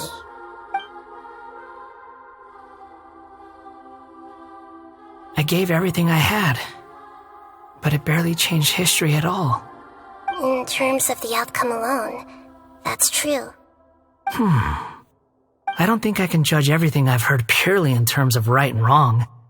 Each choice a person makes belongs to a specific place and time, a chain of cause and effect, a cycle of karma and consequence. That is the nature of truth. If one thing is right, its opposite must be wrong. And yet, dichotomies like this are not enough to explain the world in all of its complexity. It seems like my previous incarnation wasn't the most likable individual. We're not trying to hurt your feelings or anything, but yeah, we weren't your biggest fans. If we were enemies, why are you trying to help me find the truth? This is so frustrating! This guy's supposed to be our arch enemy, but now he's just some random stranger we met on the street! He's got so much to answer for, but we can't make him talk because he doesn't remember anything. What a weird situation. Lesser Lord Kusanali, as the god of wisdom, I trust that everything you told me must be true. Yes, it's all true. I can even show you the memories themselves, if you're willing. Please, I want to see them for myself. I want to experience my own transgressions. Even though it will cause your present self great mental anguish?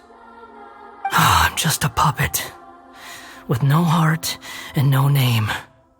There is nothing in this world for me to cling to fill the void within me. Except maybe these sins that can never be undone. Very well. As you wish. Wait, shouldn't we go with him? This one's kind of on us for bringing him here. Don't worry. Whatever danger I might face, it's my burden to bear.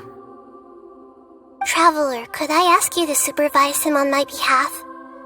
Oh, good point. Given your, unique situation, we'd better keep an eye on you. Understood. Thank you. Now, prepare yourselves, everyone. It's time to get ready. No matter what lies ahead, I'll face it. Whatever it takes. I'm just sorry that you have to join me for the whole thing.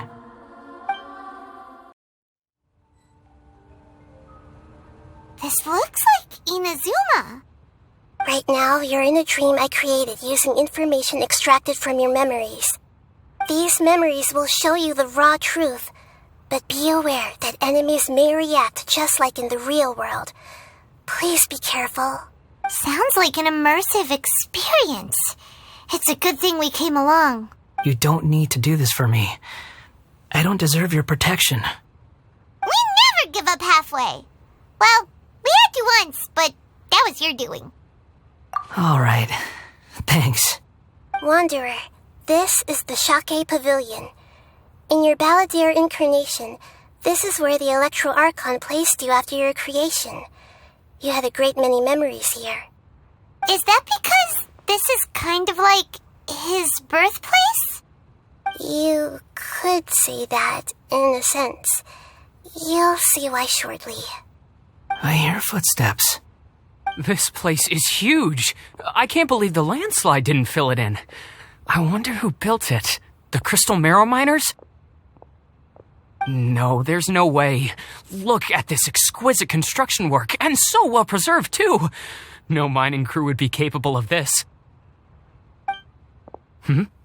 There's someone passed out on the ground. Who are you? You're awake. What happened? How'd you get stuck here? Are you injured? Not a scratch. And these fine clothes. Who are you? This man is Katsuragi, deputy to Torichiyo's adopted son, Mikoshi Nagamasa. He found the Balladeer in Shake Pavilion and took him back to Tatarasuna. And the rest is history. Well, it used to be. In the original version of events, Katsuragi was ultimately killed by Nagamasa. Let me get you out of here. Our people are nearby. Hang in there. During the Tatarasuna incident, Niwa was murdered by the doctor disguised as a mechanic. The Balladeer, then known as the Kabukimono, disappeared not long after. As the second in command at Tatarasuna, responsibility for what had happened fell to Mikoshi Nagamasa. But Katsuragi had sworn lifelong loyalty to Nagamasa after the latter had once saved his life. At Katsuragi's insistence, Nagamasa killed him to put an end to the Tatarasuna incident. Katsuragi seems like he was a good guy. He looks like a warrior, but he has a kind face. Why couldn't he live a long and happy life?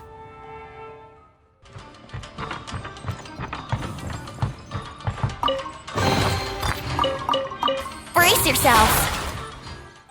Nagamasa, I found this young guy in a cave sealed off by a landslide. He doesn't remember his name. Well, we need to call you something. I hear the workers are calling you the Kabukimono. That's fine with me.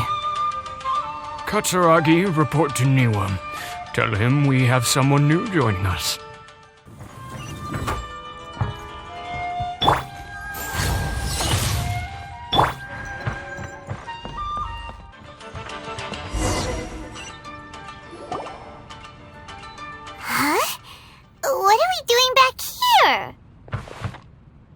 Whoa, this is where you were born?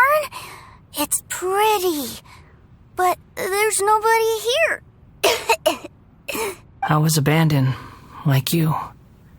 I lived here for a while at first, but there's nothing for us here. We can't stay. Okay. I heard my mom and dad used to make swords, but the factory manager died, and then my dad got sick. He kept coughing all the time, just like me. Then Mom started coughing too. But you can't. You promised me. Yup, we're family now. We're gonna be together forever and ever. This child didn't have a name. Or rather, the Balladeer didn't know what to call him. His father died before he could name him. After his mother died, the child stayed in their straw hut alone. Some of the neighbors helped to raise him. After leaving Tatarasuna, the balladeer ran into this child who didn't have a name, just like him. They made a promise to live together. What happened to the child then? He died from his illness while he was still very young. The balladeer came home one day and found that he had stopped breathing. Hey! What's wrong? Say something! You promised me we could be family! You're no different from Niwa and all the others. You betrayed me too.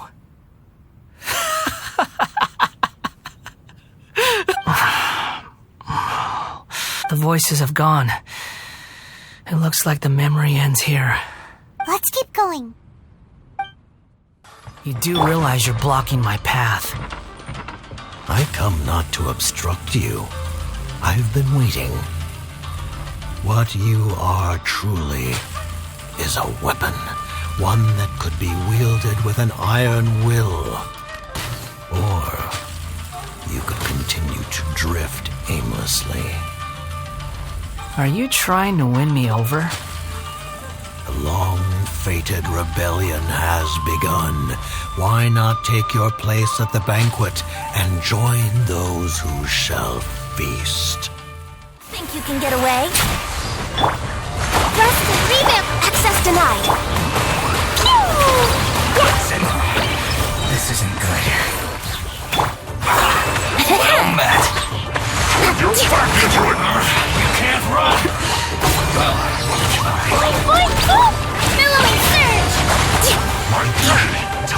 Killjoy! I've only just begun! Miscalculated.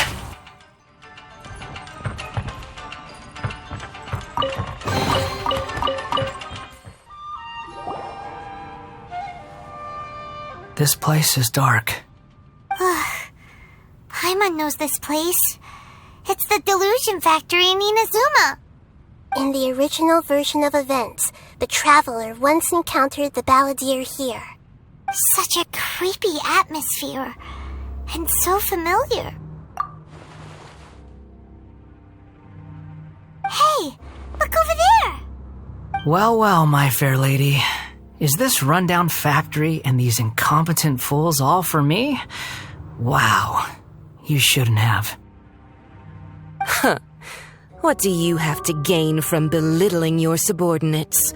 You might not want to admit it, but you are a part of this plan.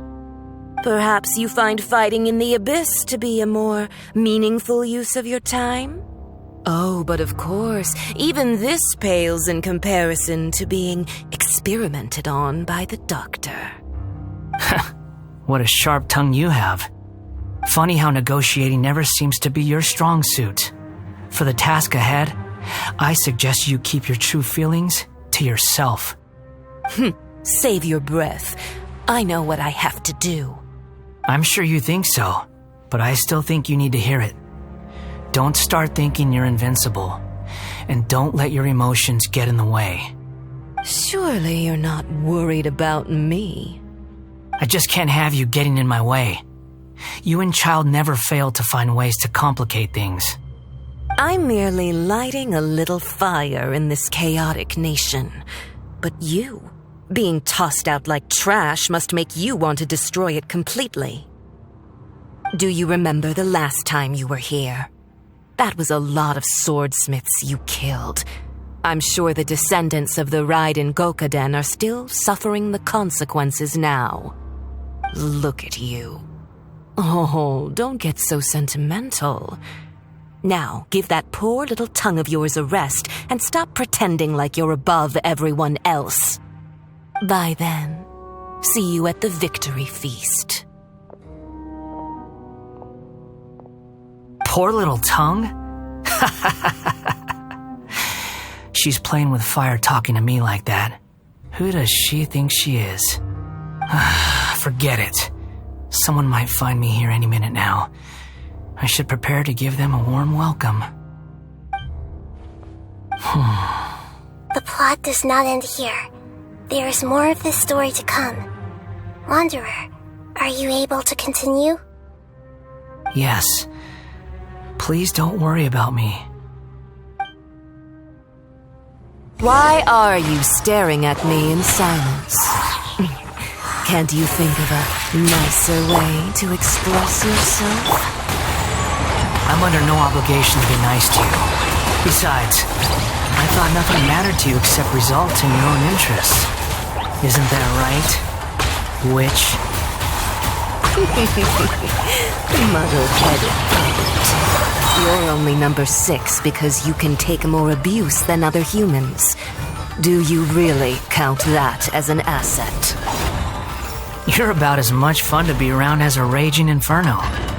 But before we murder each other, it'd be best if we finish our duties.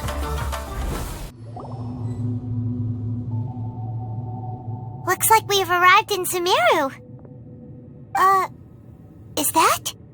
Considering that Amorta's sage, Nafis, refused to join this project, I'll take part in the experiment in his place. Welcome.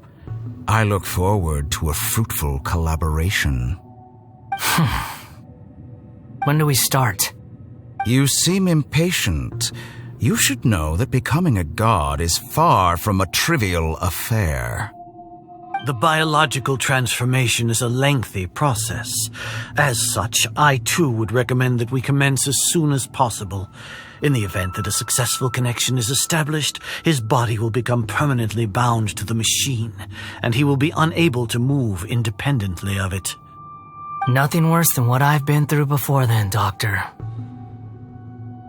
You were the most resilient test subject I ever came across. Thanks to you, I was able to garner a great deal of information. Alas, after that, you were under orders to remain in the abyss. We barely saw each other, and it became difficult to further refine the knowledge I had gained. That was gracefully worded. Ever wonder what they think if they knew that nothing matters to you apart from your crazy experiments? I suggest you speak to me in a more respectful tone, Scaramouche. The mere fact of your utility does not make you indestructible. The doctor again? That was uncomfortable to watch. That person gives off a very sinister energy. It's normal for him to give you the creeps. He scares the bejeebers out of Paimon. Let's move on.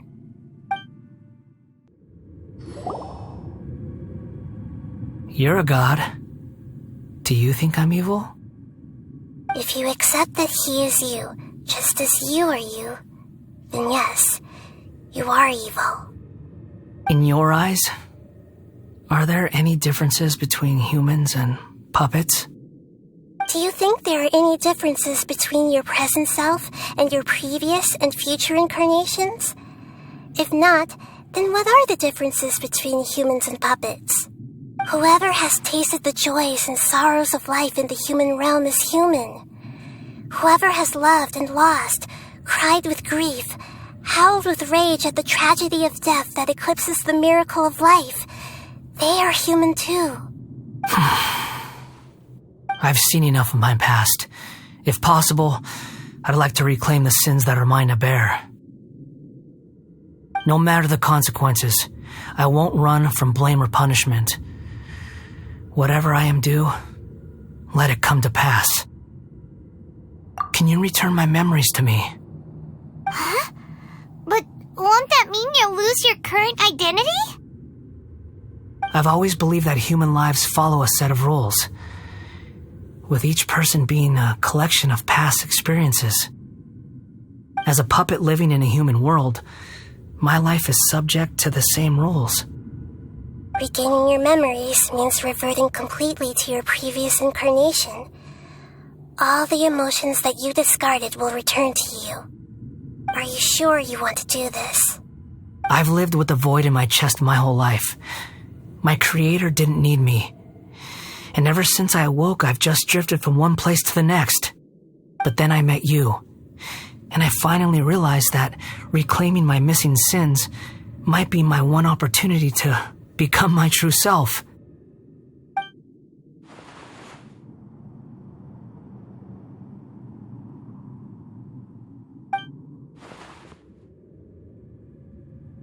I've always felt I have an innate tendency to yearn for something more, in a way that goes deeper than for most people. But for all my soul-searching as a Shugenja, I've never fully understood it. Looking at it now, it seems that I brought this curse upon myself. So I beg you, grant me this opportunity to gain a purpose, to change my destiny, and end my wandering. Very well. Since your mind is made up, I will return to you that which is yours.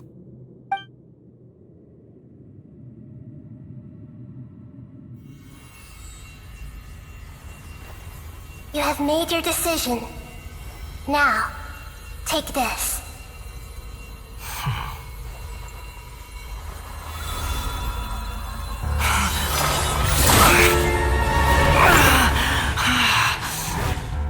Set him free. A puppet? What's he doing here? You're a human as far as I'm concerned. Everyone's here. Wonderful. What a fine blade. Nagamasa will be thrilled. This is my...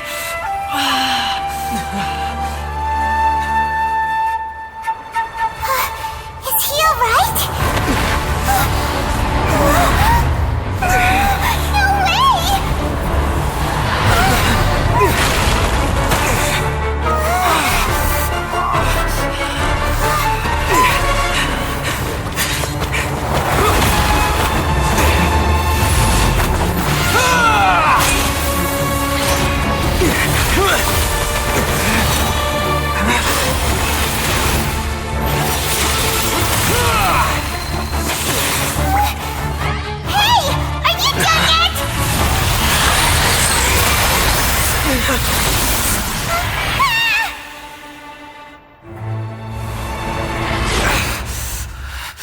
All worthless dross will be purged.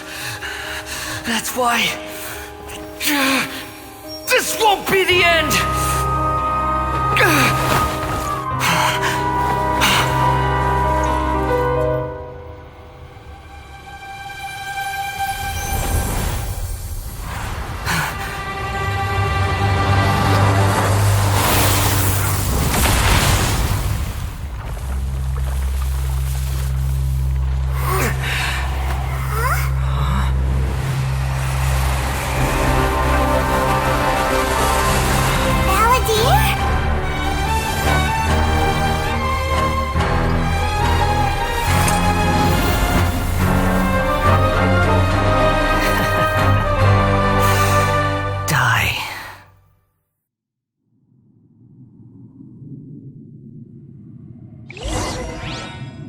This is trying my patience.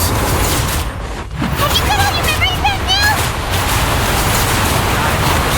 Questions?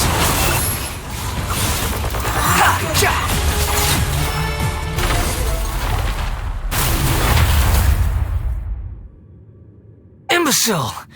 Get out of my sight. It disappeared. Did we win? What did you expect? I'd never lose to that. There's the tone of voice again. You're definitely back to your old self. Wait, but it was you inside that thing too. What have you got to be smug about? Sorry. I'm harsh on myself and everyone else. Just the way I am. You sound like you're concerned about me. But don't worry. Thanks to you, even if I didn't change a thing, at least I now know the truth. The memory recovery seems to have been a success. This dream has served its purpose. Come on. Let's continue this outside.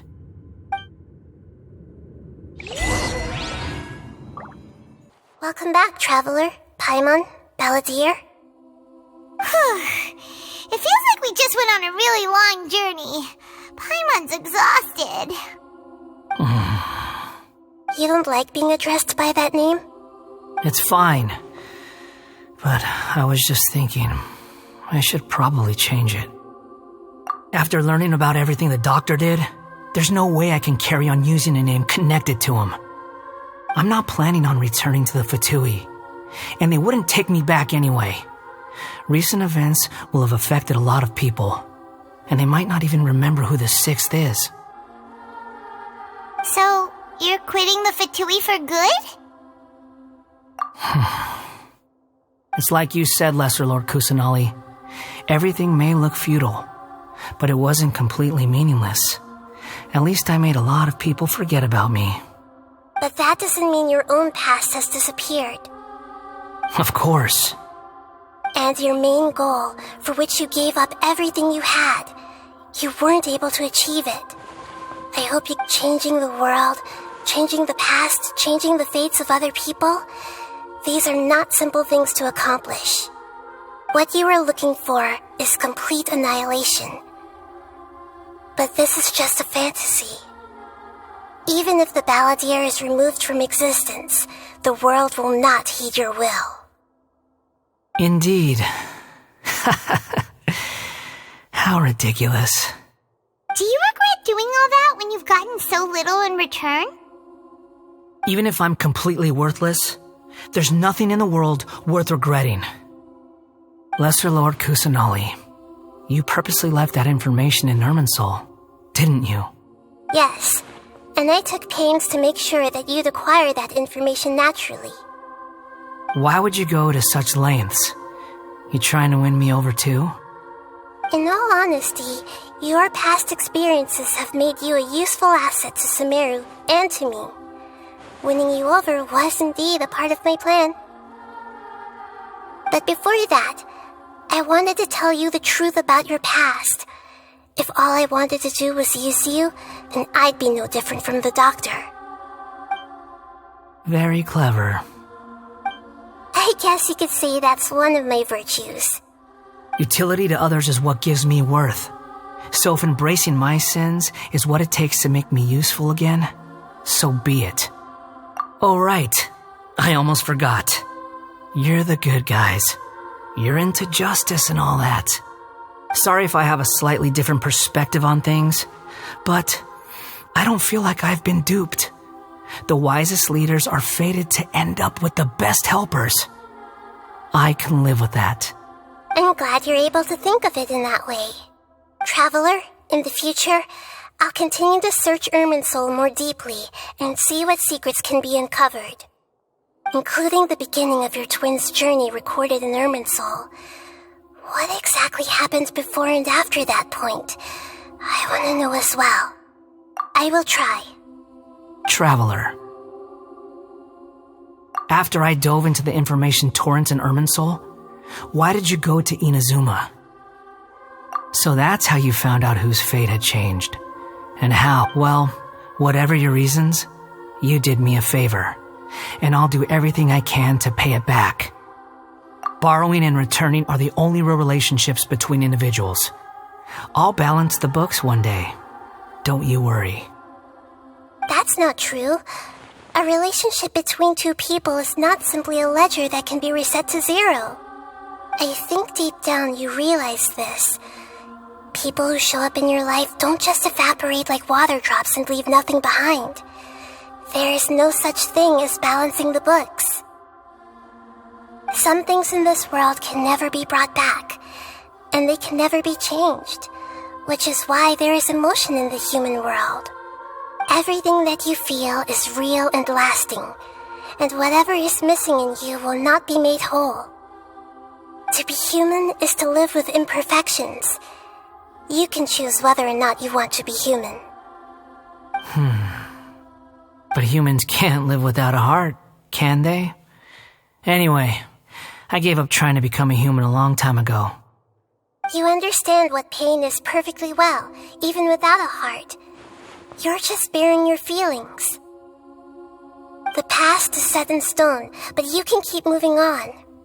And the longer your future lasts, the shorter your past will become, until one day, it is but a tiny fraction of your life. Sounds like you've got a future planned out for me. Everything's ended up being pretty darn complicated. Paimon doesn't even know where to start, but the most important thing now is that you need to follow Nahida. Otherwise, all our efforts efforts will have been for nothing.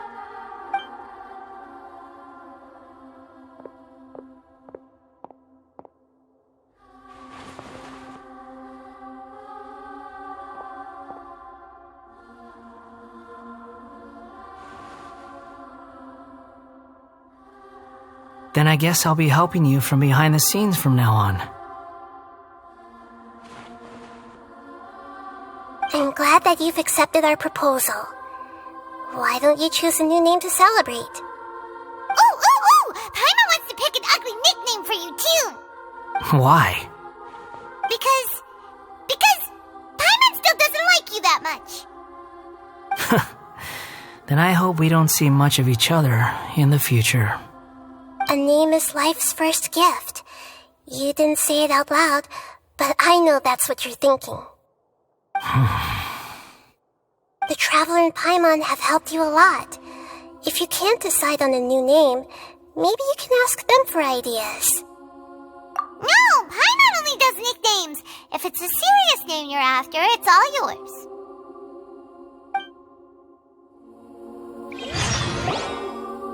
Have you got anything? Are you sure? Oh, alright. If you say so. There. Now you have a name of your own. What about a nickname? Are you done yet? Still thinking. Stop rushing me! Take your time. I don't need to see you again until you've thought of one. Everyone who manipulated me and made me suffer will have to pay the price. You mean the Fatui? The doctor, at least. Now that your stance has changed, I believe your future path will change accordingly. But it won't be immediate. You still need some time to compose yourself. One more thing.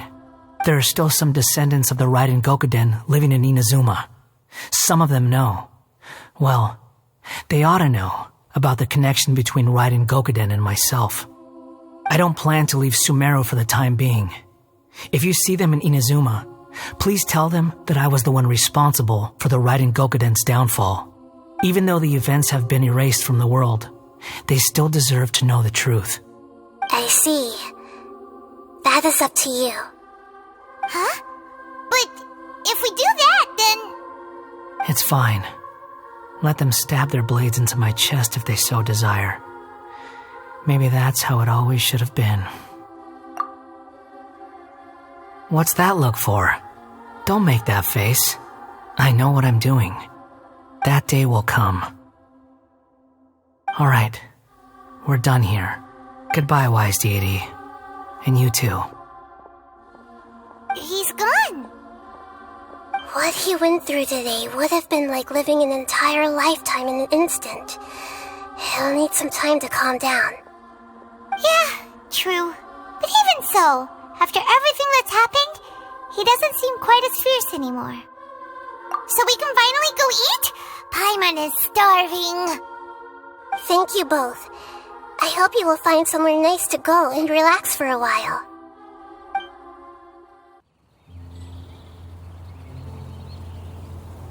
I've got it! I can end my novel with some words from Mikoshi Nagamasa. You mean because everyone else in the story is dead? Yeah, I heard that Mikoshi Nagamasa died at a ripe old age. He's the perfect fit to be the narrator of the epilogue. The dark clouds had dissipated, but they continued to cast their shadow in Mikoshi Nagamasa's mind for decades to come. Then, one night, as an old man, he had a dream. On the night when that prized blade, the Daitatara Nagamasa, was forged, the people rejoiced, and there was painting, dancing, and drinking. All these expressions of joy melted down in the furnace fire and turned into red clouds that rallied around the final sunrise that Mikoshi Nagamasa saw in his lifetime. Life is a story too long to be told, a journey that you must walk to behold.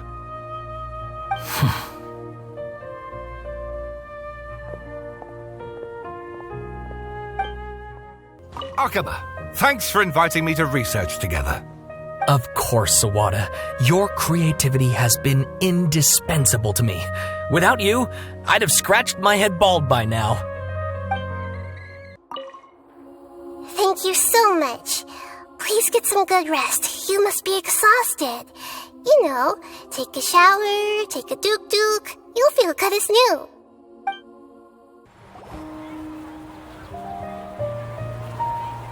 Whew, it's about time we had a break. As soon as you stop, all the tiredness and hunger comes rushing back. Wow, great!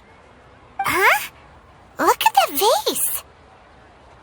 Did someone break it while they were cleaning the room or something? But Paimon doesn't remember there being a cleaner.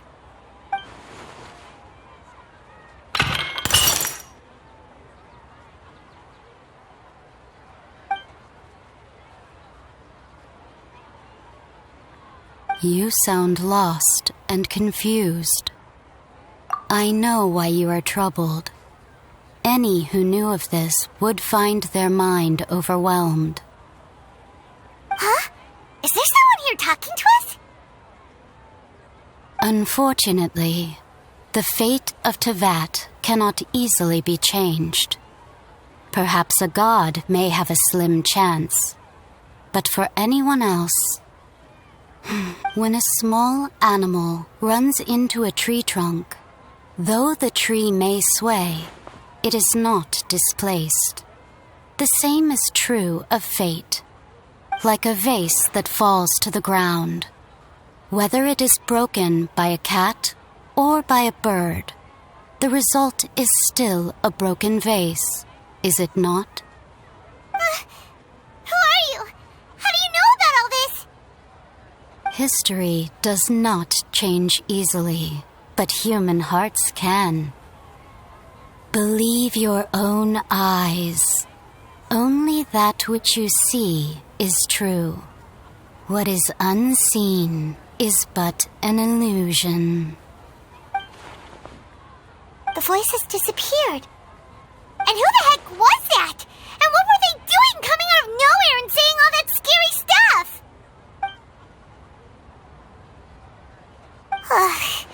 Anyway, that vase is still lying there broken on the ground. Should Paimon go get someone to clean it up? It feels wrong just leaving it there. Just a moment. Paimon will be right back.